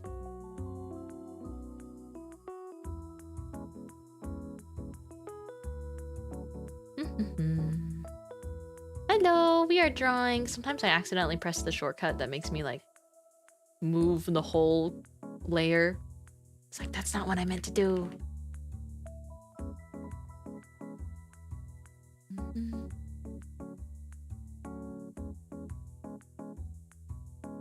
How did we reach the level where 6'7" is a meme? Well, if you think about meme culture as a whole, right? Memes are never understood by people that are outside of the circle of which the meme is formed. So, how to explain it? Like, really, really early memes, right? Were utter nonsense to the generations before the meme was born. And the same thing goes for stuff like 6'7". I used to hate 6'7", but now I think it's harmless and joyous and fun. I think that the hand motion is really silly. I think that because it, you know, there's a lot of memes and things, and I'm not even fully aware of a lot of them, but there's a lot of memes and things that originate from something somewhere where someone is the butt of the joke, or it has like a negative connotation with it, but just the general public never learns the negative connotations because the language, again, changes over time and like the meme changes over time. But there's a lot of times where like memes just originate from something completely unrelated and then they just have like a life of their own later. And in those cases, it's sort of just like, you know, of all memes that exist, 6-7 might be one of the most harmless, as far as I know. It has no like particular, you know, association. I guess technically it's from a song and I haven't listened to the song, but it's only a meme just because someone made a silly hand motion, right?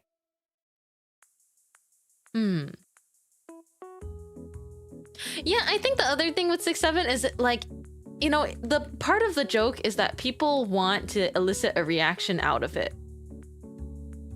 Part of what makes it fun for the people that laugh at it the most is when someone goes, "Ah, man."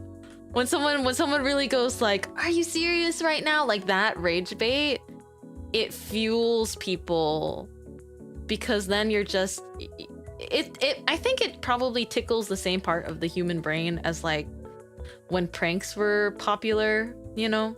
And I think that there are harmless pranks. It's just like, I just remember it's really quite a thin line to walk sometimes. I feel like it shouldn't be too difficult to figure out what a harmless prank is versus a harmful one, but I think in the age where people get really interested in internet virality and such, it suddenly becomes blurry. But yeah, I think saying 6-7 specifically in the middle of a French sentence is so funny to me. Wait, so you mean like, okay, you're speaking in a completely different language, but then someone hits you with like 6-7 in English when just earlier you were speaking in a completely different language? That makes me think of the Toby Fox meme, the Toho Project. Do you know the Toho Project meme? Toby Fox knowers, Undertale fans. Yes! Yes! Yes! Toby Fox, Toho Project. The meme is so funny because he's speaking in Japanese, but then it's so silly. But then when he pronounces Toho Project, he says it like in a perfect American accent. Oh, there's also really popular, there's also like memes going around of other sentences that also just like have a random, you know, word in the middle of a different language. It's very silly. I always quote it, but I don't think my friends get it. I love that meme, and I'm trying to find the exact quote. Like what was he saying? I wish I could recite it off the top of my head. I like that 6-7, you know, it spans across cultures and languages, etc.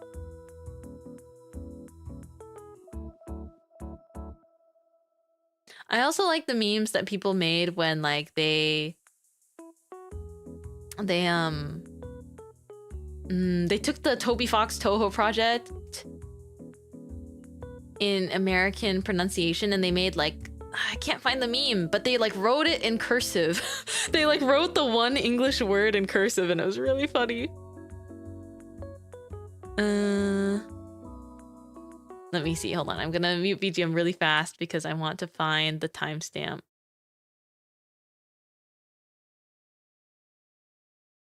Where is the timestamp? Here.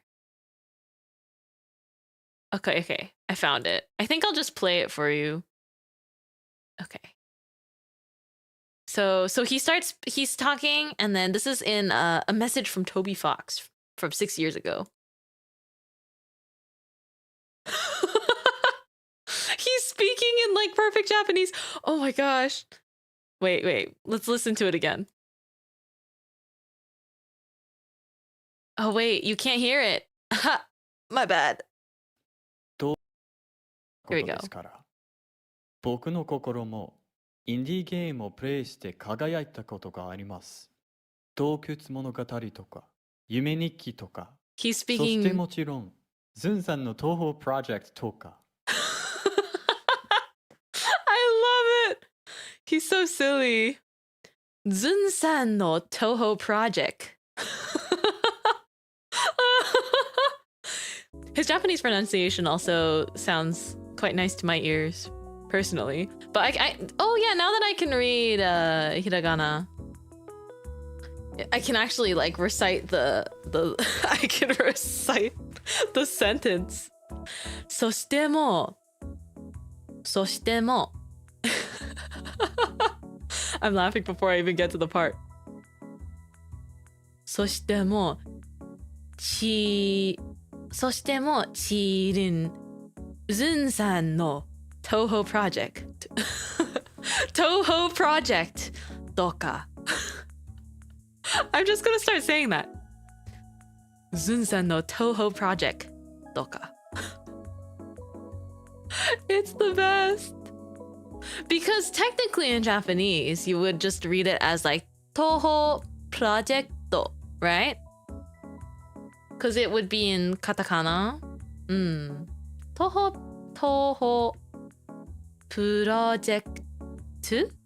project. I'm not sure. I am frolicking. You know where I frolic? This is where I frolic. For the stream is simply the fields, the joyous fields. And when I am here, I simply exist for a while. And I frolic and I live in the moment. And that's honestly what keeps me feeling like I think the like living in the moment aspect of streaming and creating things is just so special to me. Like I could never fully, this is just my current opinion, but when I think about my curiosity and like interest in making more videos and things along those lines, I could never just make videos and not stream, I think. At least my current opinion sits there, because there is something particularly unique about it. Is like we are in the moment. We are the moment. I know I've been sleepy lately and dealing with a few things, but I never mean to worry anyone, because ultimately I'm here because it makes me really happy. Although it's been a little bit of an adventure. The second half of the second half, yeah, of 2026 is starting to be an adventure. Glad to see you always. Likewise. I want to do my best so that we can meet again with my with new things that I have prepared, because once I'm technically done with that, I think there's a period of time where I can, I can go back to streaming 4 days a week, which will feel so awesome. It'll be so fun. It'll be so great. Although I will say, I don't mind the reduced schedule as far as, the fact that I have a reduced schedule and I'm still like sleep deprived, I think makes me, or reminds me, I'm like, okay, I suppose it was the right call, because I want to be able to be at my like best and my most sort of present and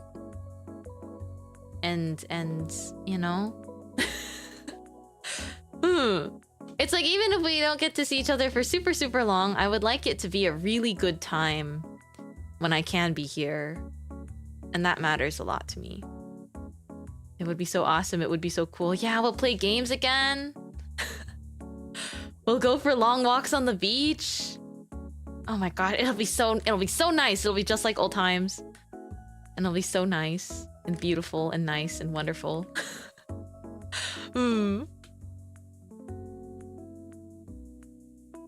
We'll see what August looks like for me. July passed by in a flash, really. To be honest, I think I did a few things in July and then I blinked and the whole month has been gone and I'm like, oh, how interesting. I didn't see that coming.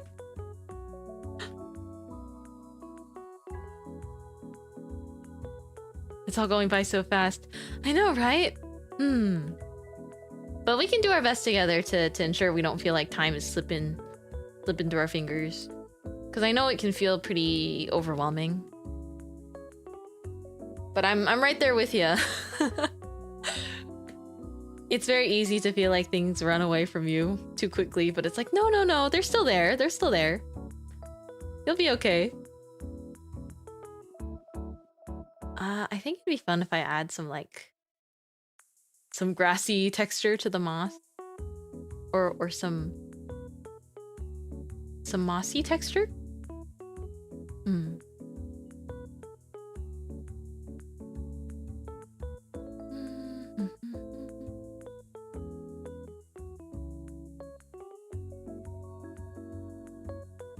Like instead of hair highlights, we just get kind of like a mossy. just a tad bit of moss. Beach Mintmai is always so pretty. Oh my goodness. Yes, I want to go to the beach. I want to go to the beach together.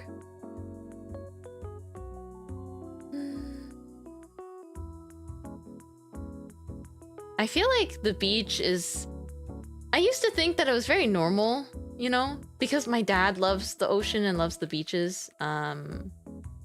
So we would definitely make an effort to go to the beach like every once in a while. Probably pretty often when I was a kid. Also because I had some family that lived pretty close to a beach, so we would visit them for some holidays and then like get beach time while we were at it. But I didn't realize until way later that like some people have not seen a beach or like had their feet on the sand at any point in their lives. And it really opened my eyes to just how big the world is and how technically, you know, coastal areas are still far and few between in the grand scheme of it all.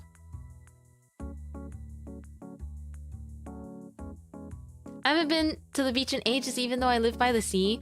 I think in a really cool way, sitting there and like looking at the beach and looking at the ocean makes me feel so nice, because it makes you feel... It's not only is it very calming, I kind of just always prefer the beach. You know, there's always that question that's like mountain or sea. I have to always pick sea. Mountains are cool, but they don't give me the sense of calm and peace and openness that like just looking at an ocean can. It's pretty incredible.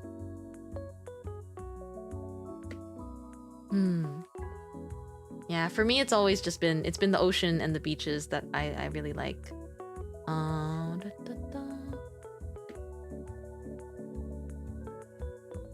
Sunbathing at a beach is so nice. I'm coming over. Me when my Cali friends tell me they've never seen snow. Oh yeah, a lot of places in the world where like just they don't have the weather, right? For snow. I mean, I'm on the West Coast, or like my time zone is in Pacific time. So it's not, I've certainly seen snow. I've certainly seen snow, but it's not common. It's not common, and I'm willing to believe that a lot of people I know have never seen snow in their whole lives. But you know, let's think about it this way. I saw a video a super long time ago. I don't remember from where. I feel like it was one of those like old sort of BuzzFeed type of videos, but it was a video of a man who had never eaten fruit before. Like, just, he had never been given a piece of fruit to eat. He's never like tasted fruit before. And they gave him a bunch of fruit to try. And I was like, I never conceived that this was a possibility. Like, I understand that not everywhere has fruit, I suppose. But I had never once considered that it was a possibility to not buy fruit. Because if anything, as a kid, I was like forced to eat fruit. Fruit is like is our household. Like growing up, my parents love fruit so much. I mean, I also think fruit is just a huge thing in Asia, because the fruit there tastes better. I'm sorry, it really does. The fruit tastes so much better. Nothing could have prepared me for what dragon fruit tastes like in America. Because when I was little, I only ever ate dragon fruit in Asia, and then I ate a dragon fruit in America, and I was like, what is this water? What is this? I feel like I'm eating soap. Anyhow, besides from being fruit mogged, it's just that I could have never imagined the option or the possibility of just like no fruit your whole life. And then it reminded me like, wow, you know, there's gonna be really different experiences everywhere, and really, really different things for different people. Although, if you've never had fruit before, you should absolutely try it.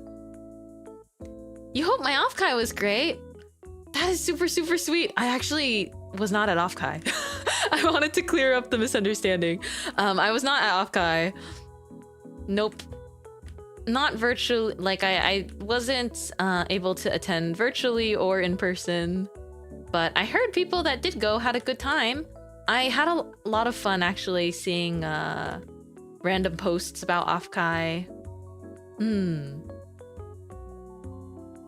Also, I saw some people, they brought their like standees on I guess people that had bought auction standees.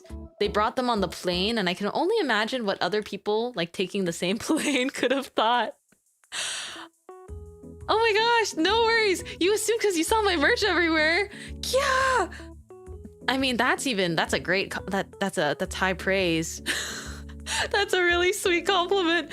I think there are just a lot of really, really sweet artists that wanted to draw me, and to that, I'm still really flabbergasted and like, oh my goodness, thank you. You're so,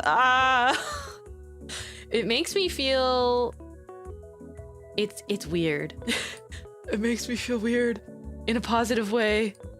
I feel warm and fuzzy, and I also am like, no words I ever say could ever properly convey my appreciation, nor can I ever repay you for drawing such a beautiful visual of me.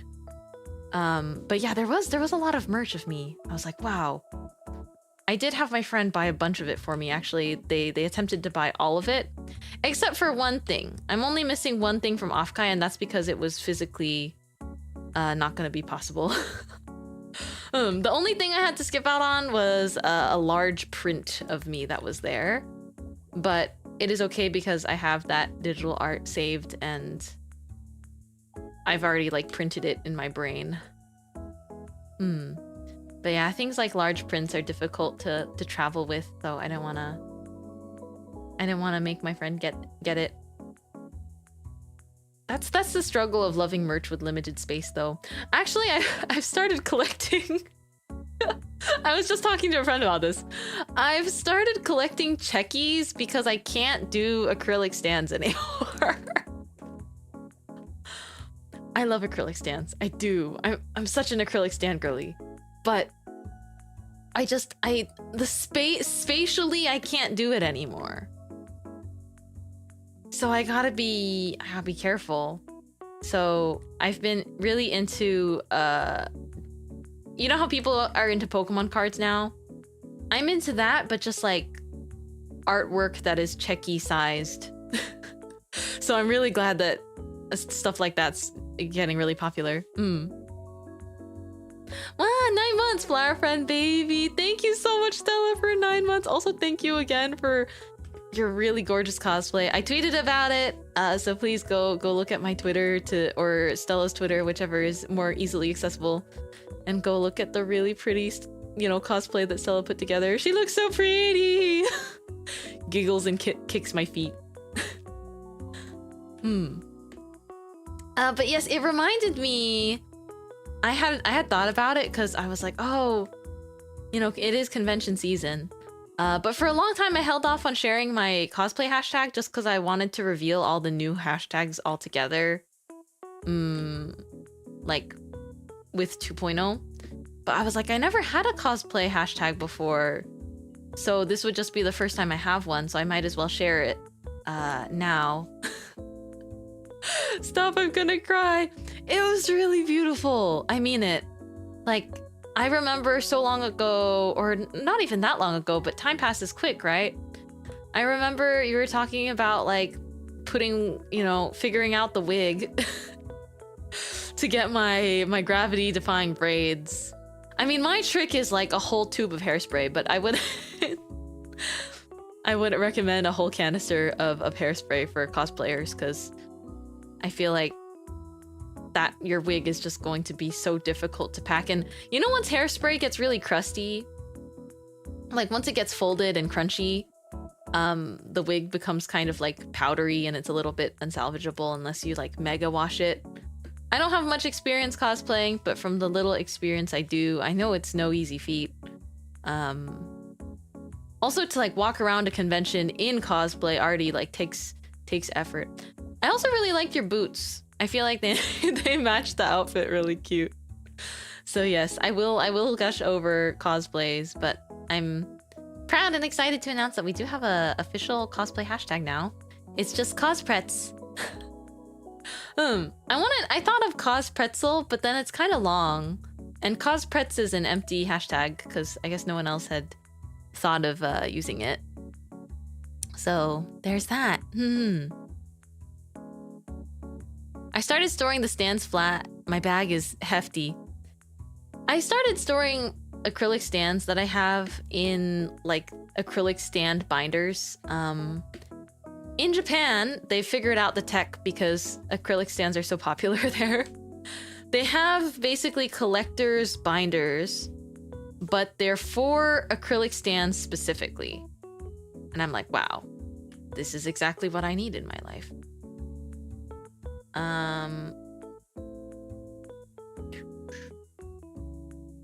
But I've started using those and it's made my life a little easier. Although I wish they were easier to come by. I think we will be doing, when I do an off-kai sort of hand cam stream to go over all the cool stuff I got. I'll show you guys my collection binder. But yes, I've just been really super into collecting checkies lately. I also, whenever I'm in Japan, I go to like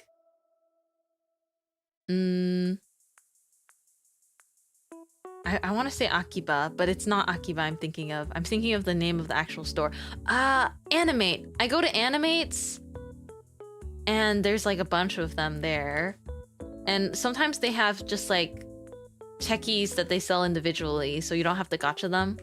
Although I know that, you know, gachas is gacha is a double-edged sword, but gacha can be great because it supports, right?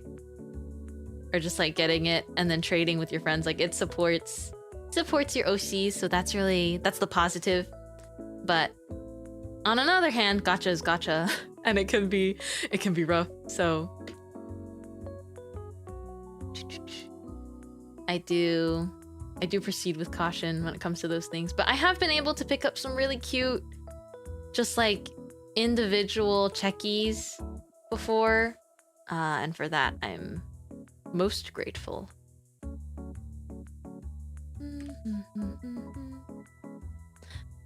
Here's the problem with collecting checkies though. I know sooner or later I'm gonna want more of them to like fill pages and have like even numbers of them. But that's dangerous. It's a dangerous way to think. Just like, oh, well I have one. I guess I could have two so that, you know, or once I have maybe more than one, it becomes like, oh, well, now I need 9. I can't just have 1 or 2 because I need 9 now. Because that's how many go in a pocket holder for me. Oh, you wore the boots instead of the leg warmers. So smart. I just think it's really cute though. The boots came out super cute with the rest of the outfit. Well, yes. I feel like it's my greatest weakness. The desire to have like a spread of things. It's so bad for me. Cause like with Pokemon cards, right? Which is like, don't even get me started. That is the dangerous territory. Like, I should never have looked at Pokemon cards ever. I'm not getting any. I would like to clarify, I'm not getting Pokemon cards. It is just not the time for me to be getting into Pokemon cards.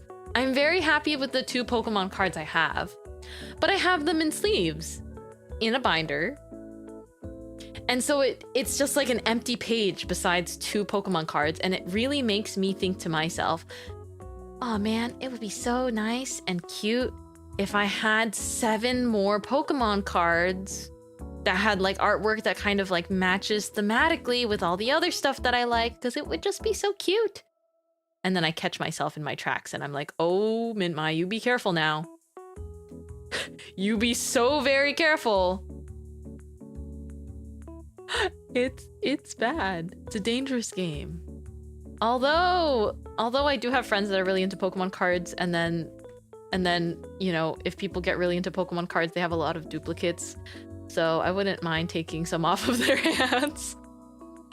But when it comes to getting it myself, keep me really, really, really far away from that. I know myself, and basically if I gotcha a little bit, I have to stop. It's like just a little, just for a taste, you know, just for a little treat myself moment, and then we stop. So that's why I only got like my 2 most favorite cards from Pokemon, and I can't do more. And I resist, and I give myself a small pat on the back, because it's about those little things you do for yourself. It's about those little things you do for yourself to keep yourself, you know,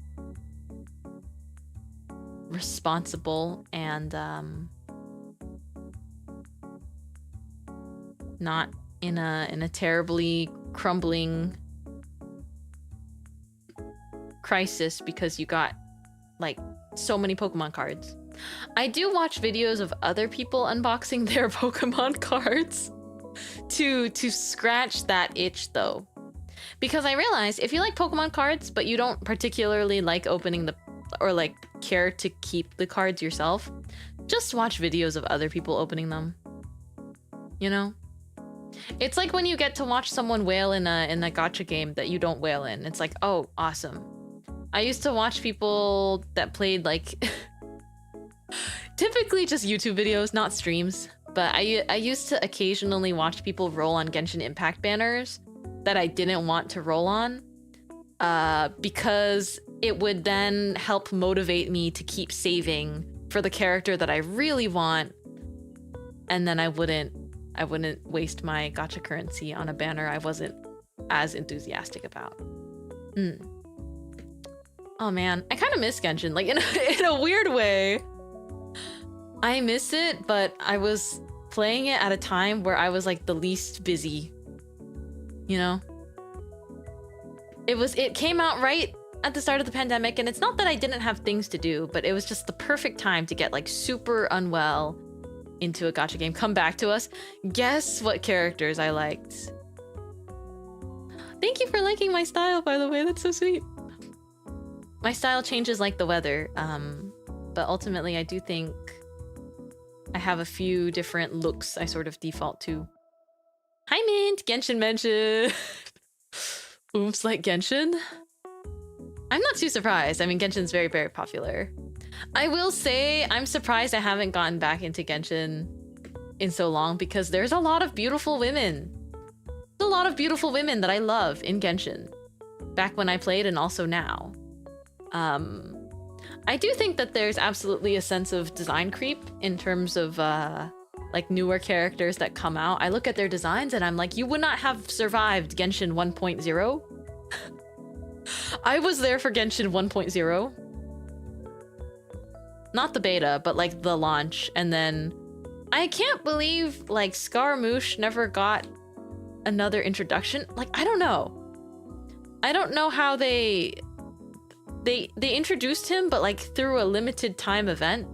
And then he appears again in the story. But then he doesn't get like he doesn't get his cool cutscene. And I'm like, what? I was about to say all the women. I've resisted.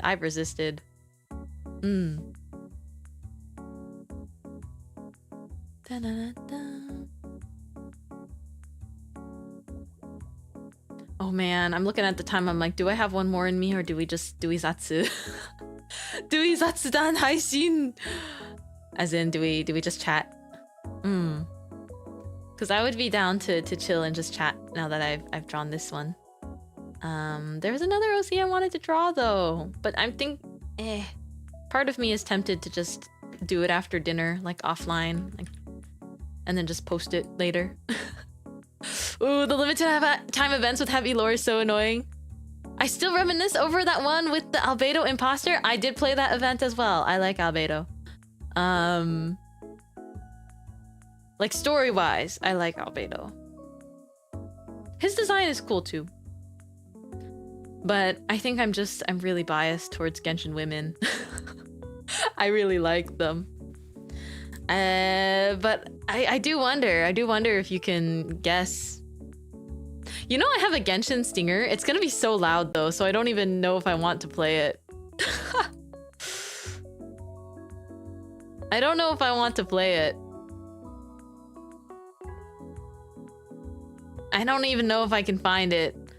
But for fun, with artwork I had commissioned and some movie magic, I actually have like a Genshin gacha animation like screen wipe. And then I barely streamed Genshin because I actually don't. It's the same thing with Zenless Zone Zero actually. It's not that I'm trying to be especially particular about these things. It's just I notice things, and when I notice things, I cannot unnotice them. It's like I don't think I would ever stream Genshin Impact again. Because, well, I guess that was also when I was on Twitch, but the backseating is crazy. The Genshin kind of like, have you done this? Have you done that? Are you rolling? Like, show me your character builds. Are you min-maxing? Is like kind of intense, and it's just not really the experience that I sign up for when I come to stream and chill with my community. Because I do think games like Genshin and even like Zenless, which again is fun, but I just pick it up and put it down as I like. Once you stream things like that, there's kind of an expectation that you should do a lot of the story. And there was a point in time, I feel kind of bad because I did say at some point in time that I was interested in like continuing Zenless story on stream. I just don't know if I can do it though. I'm not like a gacha streamer. There are a lot of gacha streamers, but I think I'm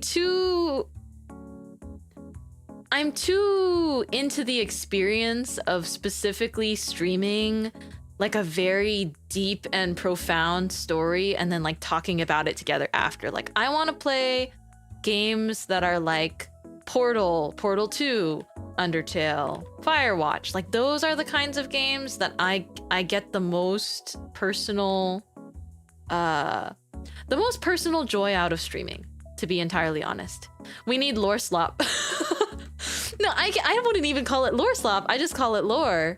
I think lore slop is like actually, again, no offense to those that enjoy it, but I do think that lore slop can apply to a lot of games that are like not necessarily gacha games, but oftentimes gacha games. It's the ones that have to keep updating to keep making money because they're free to play. So they're like, okay, here's the story update. And you just have to keep writing yourself into a corner. That's what it feels like to me. But again, it comes down to personal preference. So my mini rant is more so like, I really enjoy the Genshin story that I got to experience when I was still playing. I got to enjoy so many things about it. In fact, there was a point in time where I was so so into Genshin that I'm debating whether or not I want to say this. I actually went and 100%ed the chests in all of Mondstadt and Lyria. And then I totally got exploration burnout when it got to Inazuma. Because Inazuma is vertical. And I really did not enjoy that. I played from the day Genshin came out, and I remember that very day I had it. Like it looked really nice. My sister and I both were like, hey, you know, we should just check this out together. We should like see if we enjoy this. And so we both played it, and it was just like, it was amazing. I loved it. Like the first day Genshin came out, I was crashing with my parents because of the pandemic. And my sister was also crashing because of the pandemic. And so we decided like we wanted to try this game together, and it was really, really fun. Except the night Genshin came out, I pulled an all-nighter because I spent like 10 hours on Mondstadt story. Like I just played for 10 hours straight because I hadn't played anything like it before. It's like the art was so rich and the story felt so cool and nice, and like I was so in love with it. And I do think that love sticks with me, you know? I appreciate Genshin because I do think indirectly I'm sure it has a very, very indirect influence on my being here. Although I would say the floor is jelly and Markiplier himself have a greater butterfly effect on the reason I'm here. I'll quickly expand on that for if you haven't heard this story before. Part of the reason why I think I might be a streamer is because I watched Markiplier play this game called The Floor is Jelly. And I can't really watch his horror game playthroughs because some of them are just too jump scare for me, but I like Markiplier and I liked him playing The Floor is Jelly. And because that game and that specific Let's Play video left me with such a cozy, nostalgic feeling, I actually, like, when I got my first ever PC, because for a long time I was like me and my whole family, when it came to using a computer, we all shared one collective laptop. And it could not run games, as you might expect. It could not run games. And so as soon as I got my own computer, my own PC, one of the first things I did was I made my Steam account, and then I bought and downloaded The Floor is Jelly. And I've actually never I've never played the game enough to beat it. But I have been saving it in my back pocket for a stream, because I think it would be a very special stream for me. But yeah, technically Markiplier is the reason why your baker is here. Very indirect, but he is one of the people that sort of made me go like, oh yeah, like Let's Plays are a thing. And that's how I got the idea of like, oh, when I play a story game, I think I'll just stream it so I have a record of it. And everything was like purely like, so everything was really, really new. And I was like literally just introduced to such a new world of streams, but not just streams, but like VTubing and all of that. So pretty wild. I wouldn't be here without Genshin because I wanted free because you wanted free Welkin and some VTubers did giveaways on stream. You got into VTubers because you wanted free Welkin moons. That is that is like the origin story of all time. It's like, oh man, I guess, you know, I don't think I can't pay for this like $5 subscription. Like, I just don't think I should, and I can't pay for this $5 subscription because like, why would I subscribe to a gacha service? But you know, these anime girls are doing giveaways, so let's give this a spin. That's really awesome. I wouldn't call that begging though. I wouldn't call that begging at all. That's just being resourceful. They're the ones hosting the giveaways. And hey, it works, you know? I don't remember, I wasn't around, I think, during that time. But I think a lot of times it's like the giveaways, not only like the VTuber is getting something in return too. Because clearly you've stuck around and now you see so many VTubers and you support us by enjoying what we do. So technically your desire for one Welcome Moon has grown and snowballed into years of enjoying a genre of content, which is really cool. If you think about it, is that not really cool? I think it's really cool. I'm trying to think if I want to do...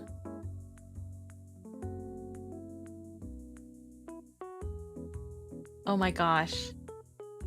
I merged the background with the... Hold on. What did I do? Oh, I see. Wait. Duplicate layer and then merge selected layers. I accidentally merged visible layers. Scary. I want to see if I can do a little bit of like a lighting thing. Just a little bit.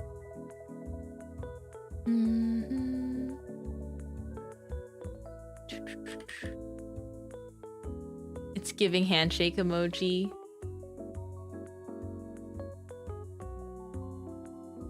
No, this is not the look I'm going for. I want like lighting, you know? No. I'm just like testing some stuff out. Nope. Oh, maybe this one? And then we do like... Ooh. Yeah. You see that like super slight warm light? Off, on, off, on. Super subtle warm light. Yeah. I can make it a harsher light, but I think it's super cozy. Okay, this is very cute. I'm very proud of this. I've been putting my whole soul into every art fight. They all look very different from each other, but I'm happy to say that I've been putting my whole efforts into each. And it's been a fun challenge. I don't know. I want to start the next one, but I don't know if I'll get to color it on stream. This next one, I just think her OC is so cute. Or I think she's so cute, the OC. Their OC is very, very cute. This is Lali. Hold on, let me make sure I'm reading the username right. Lala Lilala's OC. And she's so cute. I like the headphones. I kind of wanted to draw this specific outfit, but she's so pink. But yeah, that's my idea for the next one.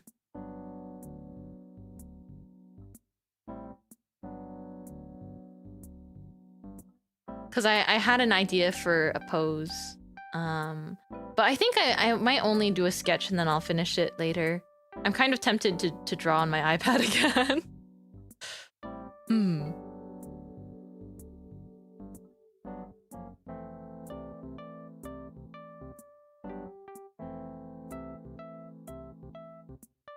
Bum, bum, bum. It was free and they were playing a game I was already enjoying. Oh, it's always endearing watching someone play Genshin for the first time. I kind of wish I could play Genshin for the first time again. Do you ever feel that way? It's strange because I normally only feel that way about like... I normally only feel that way about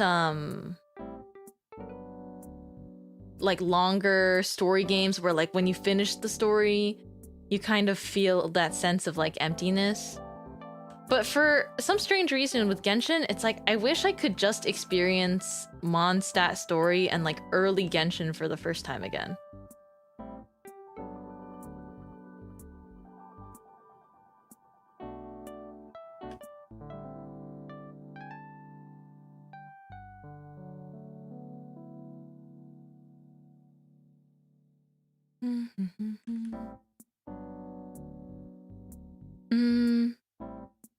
It would be weird to start from the beginning with new regions added to the old regions.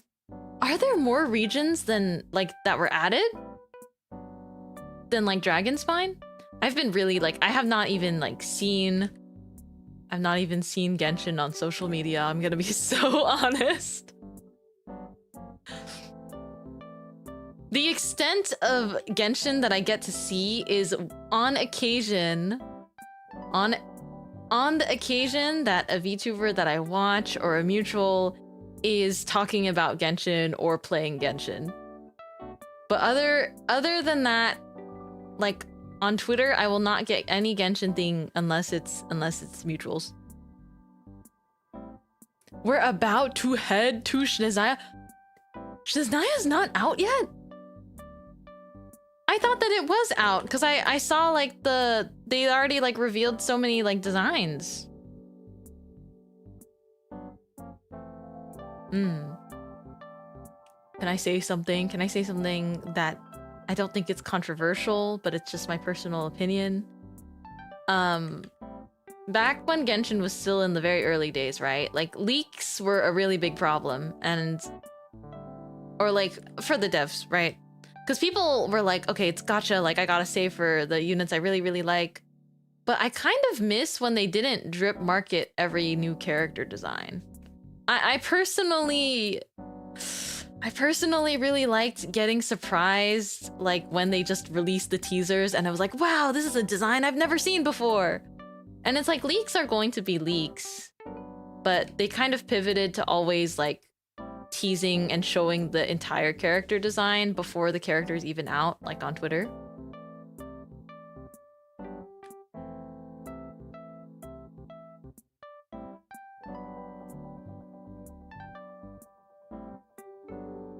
And I sort of personally like that.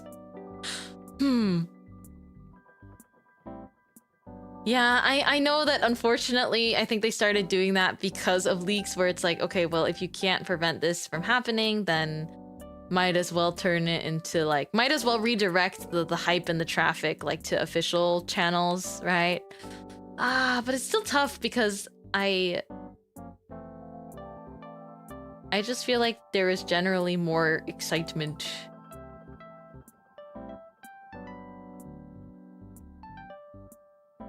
How on earth is there so many leaks though? I don't know. You know, I won't question how the information is sourced itself, I suppose. If someone knows how to obtain it, they will, basically.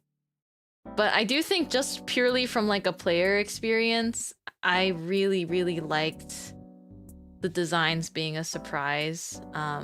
Despite it being gacha, it was just like, if I didn't feel 100% about a character, I would just I would skip. But it's tough though.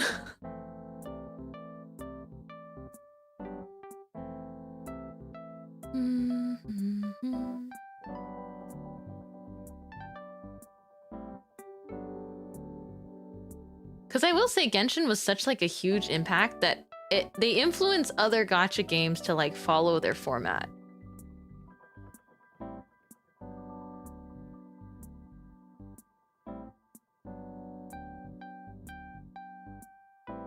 Oh, the freckles are so cute.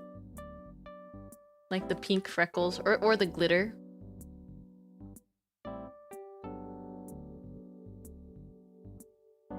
Genshin was a huge impact. Her writing is fire.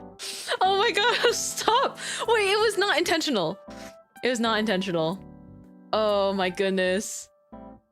No, that was not even... She doesn't even go here. Boo, boo, tomato. I was not intentional. I just say word salad sometimes. That's how it's gotta be occasionally.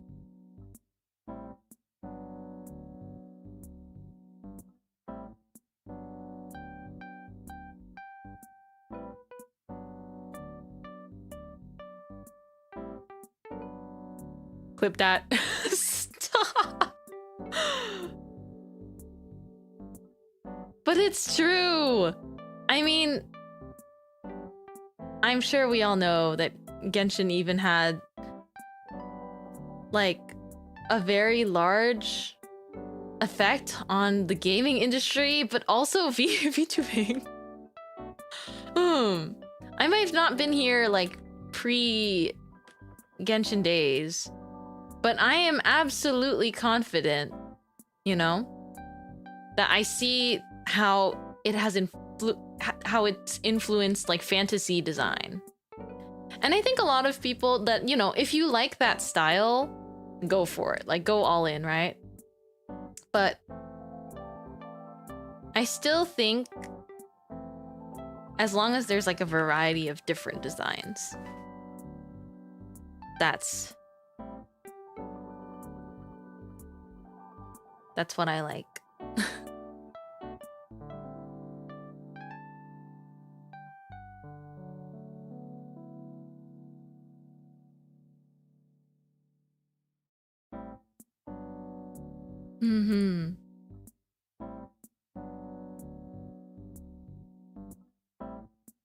So I don't know how to explain it. Honkai Star Rail has the same thing, but it's like they kind of have this tendency to lean towards like spiky design. I'm sure if you've ever cosplayed Genshin or just looked really closely at the characters, you know what I mean. It's like metal, metallic, detailed accessory somewhere.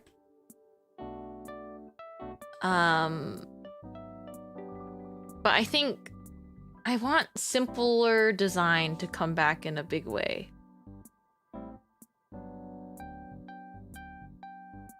And I think many different games do. I almost said many different jobs do a great game. Many different games do a great job of having simple design, but it's still very, you know, far and few between. If I think about striking a balance between simple and complex design, I guess if we're thinking in the direction of like fantasy open world-esque stuff, I think of like Breath of the Wild. Another game that's been on my mind lately because I need to play it.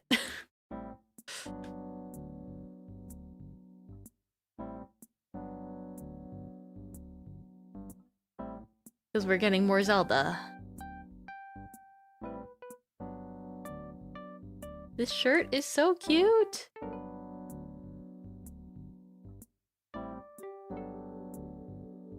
I don't know, I just love the super simple fashion, but it's just cutesy.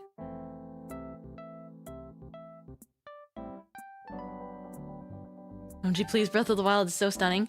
I started it a really long time ago, and I got stuck. I only helped one of the champions. I only helped one of the oh gosh, I've already forgotten the name. It's been so long. Oh gosh,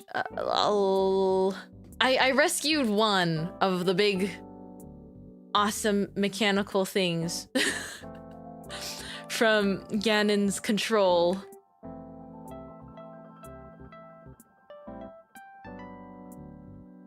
But I still need to do the rest, and I got stuck at the heat region. I got stuck. And it makes me so sad because I didn't know what to do from there. And I know you can just go somewhere else. You know, you can just explore somewhere else. But it's like I had no money for the armor and things, and I was getting absolutely stuck in the heat region, and Link kept dying. And I felt really bad for him. I spared him. What I mourn the most is that I never got to see Link in his nice outfit. You know? The iconic Breath of the Wild one. I wanted to see Link being very gender. That's all I wanted. And I couldn't even progress that far. No! I wanted to see Link's really awesome outfit. Ah. The beautiful one with the mask and everything. Nah, you need to see it for your own eyes. I know. I feel like I haven't even properly seen it, like the design itself, with my own eyes, because I would always like look away when looking at Breath of the Wild things. If it's like something I don't know about, I'm like, look away. I like Sidon a lot though. That was his name, I think. I like the swimming, the ones that swam. This is looking really cute. I know it's really simple, but oisho.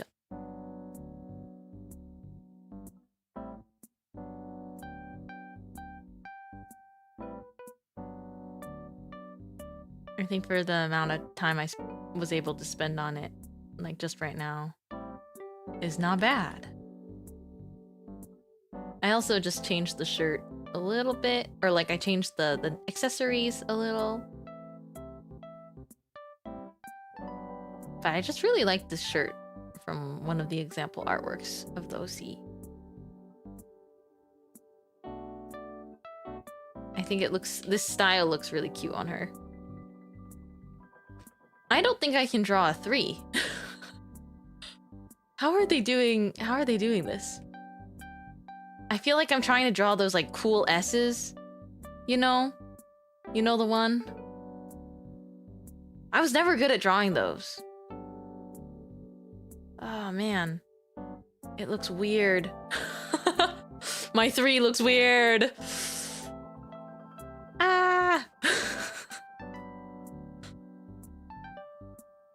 An artist's plight when you like drawing the character, but you're terrible at the typeface on the outfit that they're wearing.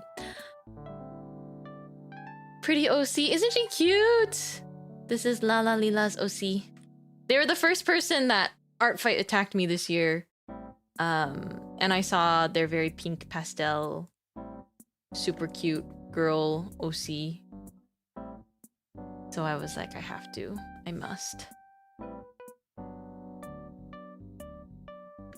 You know, I felt that whole time I was trying to draw that 3, I felt like I was... Wait, how did they do it? It's like this, right?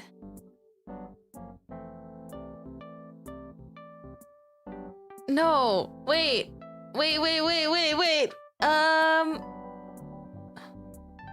I was never taught how to draw it.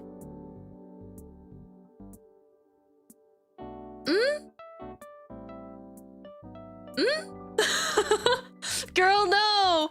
Wait! I was never taught how to draw. Is it like this? No? Wait, what's the technique? Is it like a straight line and then you like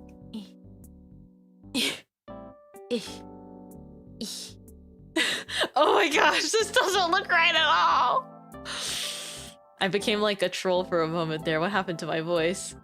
Do you like do this and then you like erase it? Wait, I'm learning.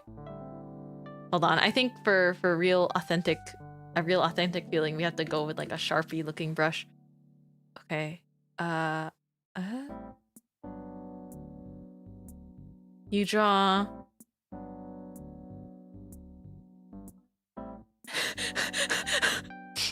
You draw 3 lines?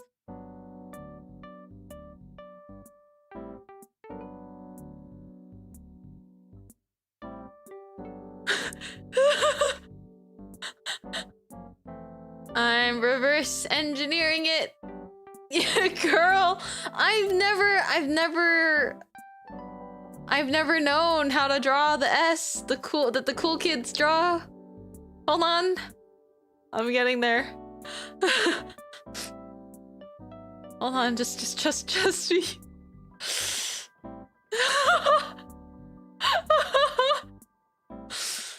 Do not put me in the atelier. I'm gonna draw some spell that I'm gonna draw.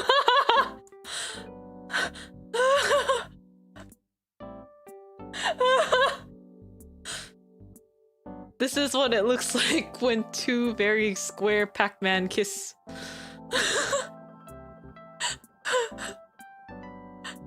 just like... Man, do not put me in Witch Hat Atelier. I'm literally not going to be able to draw a single sigil.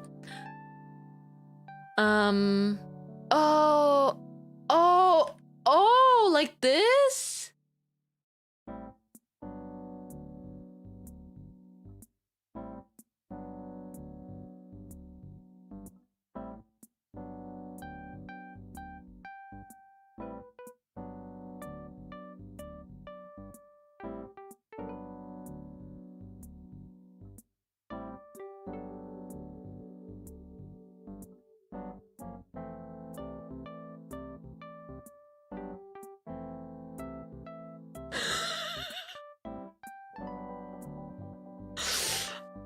I'm sorry, it was too tempting. I was just waiting for one person to say, is that loss? I don't really know the context. Oh my gosh, I got it. I understand. Oh my gosh. Oh, no wonder. It's my first cool S.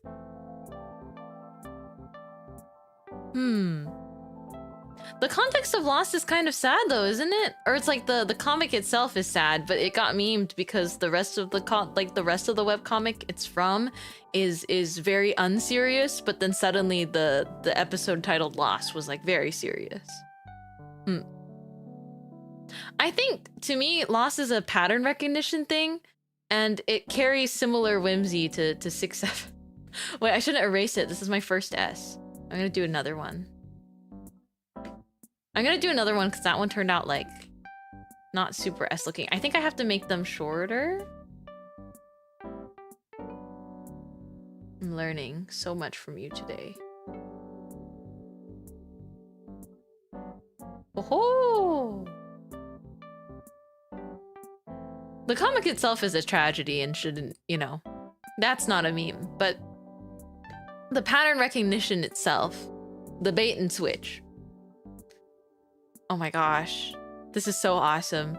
Also, I will forget how to draw this, so we'll have another... I will probably forget how this is drawn and we will have another lesson another day. I'm gonna title that layer S. Awesome, yippee! Oh my gosh. Beautiful. Cool S practicing stream when? Maybe sometime. Lisa. Sorry. Wow. I had a crazy yawn plus stretch moment. And I think I made a sound that sounds like it would have come out of a small hamster, which is not what I meant to do. Okay. I've saved these temporarily, but Otsu 1 1/4 art fights. Yippee! Hopefully I can do some more in my downtime. Yeah, let's head over here and let's just chat a little bit, shall we? Hello! Otsukaresama! Thank you for hanging out with me on my Sleepy Tuesday. It's been really fun though. It was super cozy. We talked about a bunch of miscellaneous things as per usual. I definitely want to do another chatting stream sometime. And maybe even a game again, just so I don't forget how to stream games. As if I could ever. But maybe I do want to play a game sometime. But we'll see. We'll see what my schedule looks like in August. Ooh. I will say while I'm here, the next stream, I'll try and put a waiting room up as soon as possible. I'll try to get thumbnail done soon. But next stream will be on... I'm just double checking. On Thursday? Friday? I'm looking.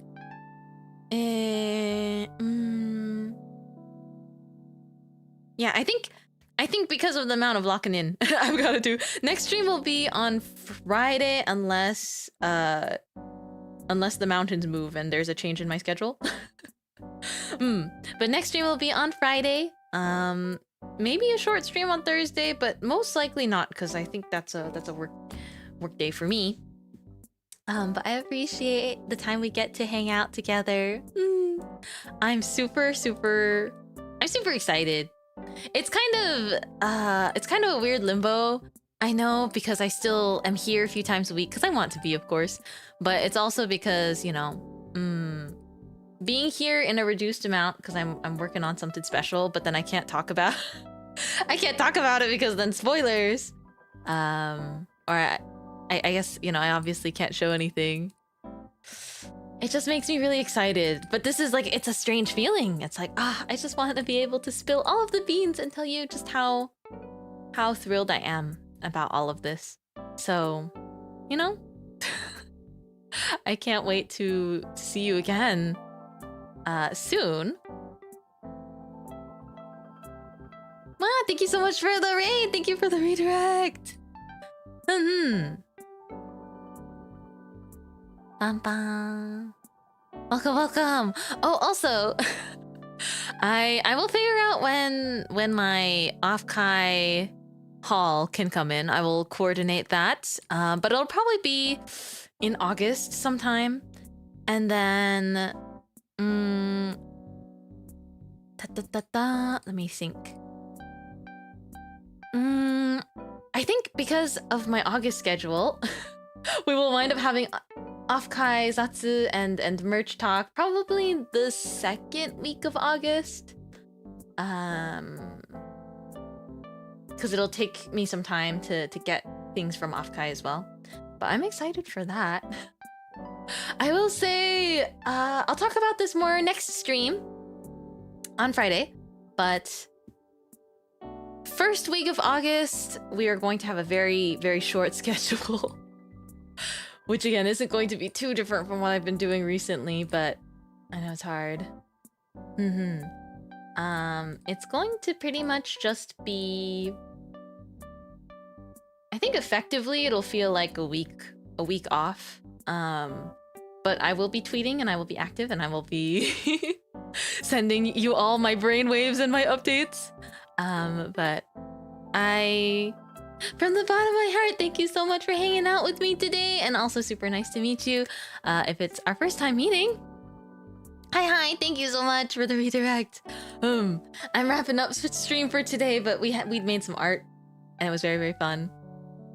And I will probably do the next stream will probably also be art because it is ArtFight.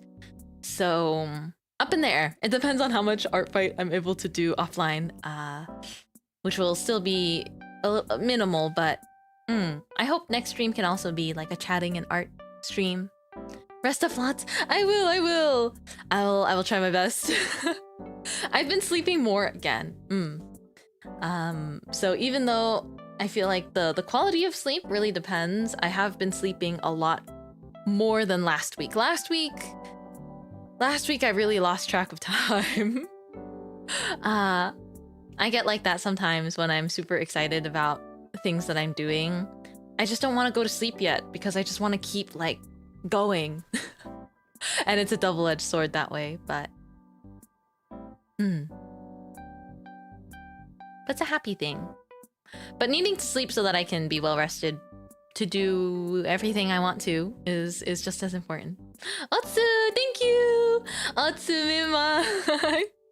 I need a snack. I'm gonna have a snack and drink a lot of water. But I will see you again very soon. I will see you in just a few days. Yippee! Otsu, see you on Friday. May the stars align then. See you then. Bye bye.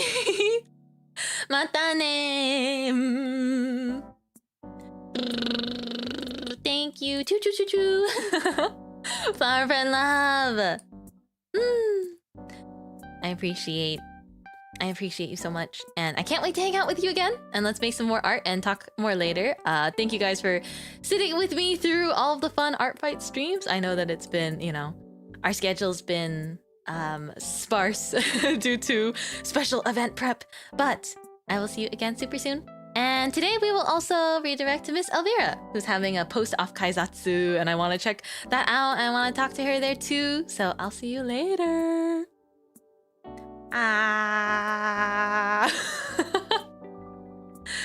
See you later. Thank you. They've been fun. That makes me so happy. I can't wait to see you again though. Bye bye. Mintmai rocket is blasting off again. Oh, look at my frilly socks. Aren't they cute? I'll see you later. I feel really fortunate to have such a good time with you every time. Otsu! Otsu! Oh my gosh, crashing down from the ceiling because we had a redirect. Welcome in, everyone from the redirect! I always feel bad if I like end immediately. It's been a while since something like this has happened though. Thank you, Salty, for the redirect. I appreciate it very much. I hope you had a lovely stream. Hello, I'm Mintmai. I'm a baker and I'm an idol. I do the song and dance. Thumbs up. Ooh, I've had this song stuck in my head. What if we do a quick small karaoke. 小さいカラオケ. Can we? I don't even know if I can. I've had this song stuck in my head because I've been listening to some older Hikaru Utada songs, and you know, the classic. I've been listening to First Love by Hikaru Utada, and it's been, wow, it's like really, it's a very emotional song, but I love that song so much. I'll send you off with the song today. Why not? Ba-da-ba-ba-ba. 最後の木. I don't know if I can do it, but it's okay. I don't want to do the whole song though.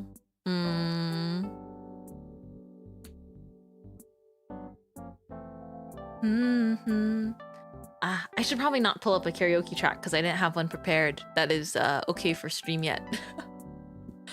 I'll just do the chorus though. Thank you for watching today. Small, tiny karaoke as a send-off of my appreciation. 明日の今頃にはあなたはどこにいるんだろう誰を思ってるんだろう You are always gonna be my love いつか誰かとまた恋に落ちても I'll remember to love You taught me how You were always gonna be the one 今はまだ悲しい love song 新しい歌歌えるまで I don't remember how to sing the rest, but it's okay because we wing it. It's been stuck in my head though. You were always gonna be the one. Okay, super sleepy. Unprepared. Tiny micro karaoke. Achu! Thank you for stream today. I'll see you next time. I feel like I'm falling asleep. I'm gonna make sure that I'm well rested for when I see you next. Yippee. Although I don't, you know, it means a lot to me. It means a lot to me that we have so much fun even on sleepier days. Particularly with my recent schedule, but it'll get better from here, I know. I'm super excited. So I will see you again soon. Bye-bye. Otsumimai. Thank you for the redirects today. Thank you for the love. I'll see you later. Have fun over at Miss Elvira's stream. Yippee. Otsukare. Otsukare-sama deshita. Ochu Mintmai. Bye. flower friend love. I feel like I'm like spamming gacha character voice lines. Those would be my voice lines. Thank you for stopping by. I appreciate it so much. Thank you for lurking. Thank you for chatting and hanging out with me. Yippee!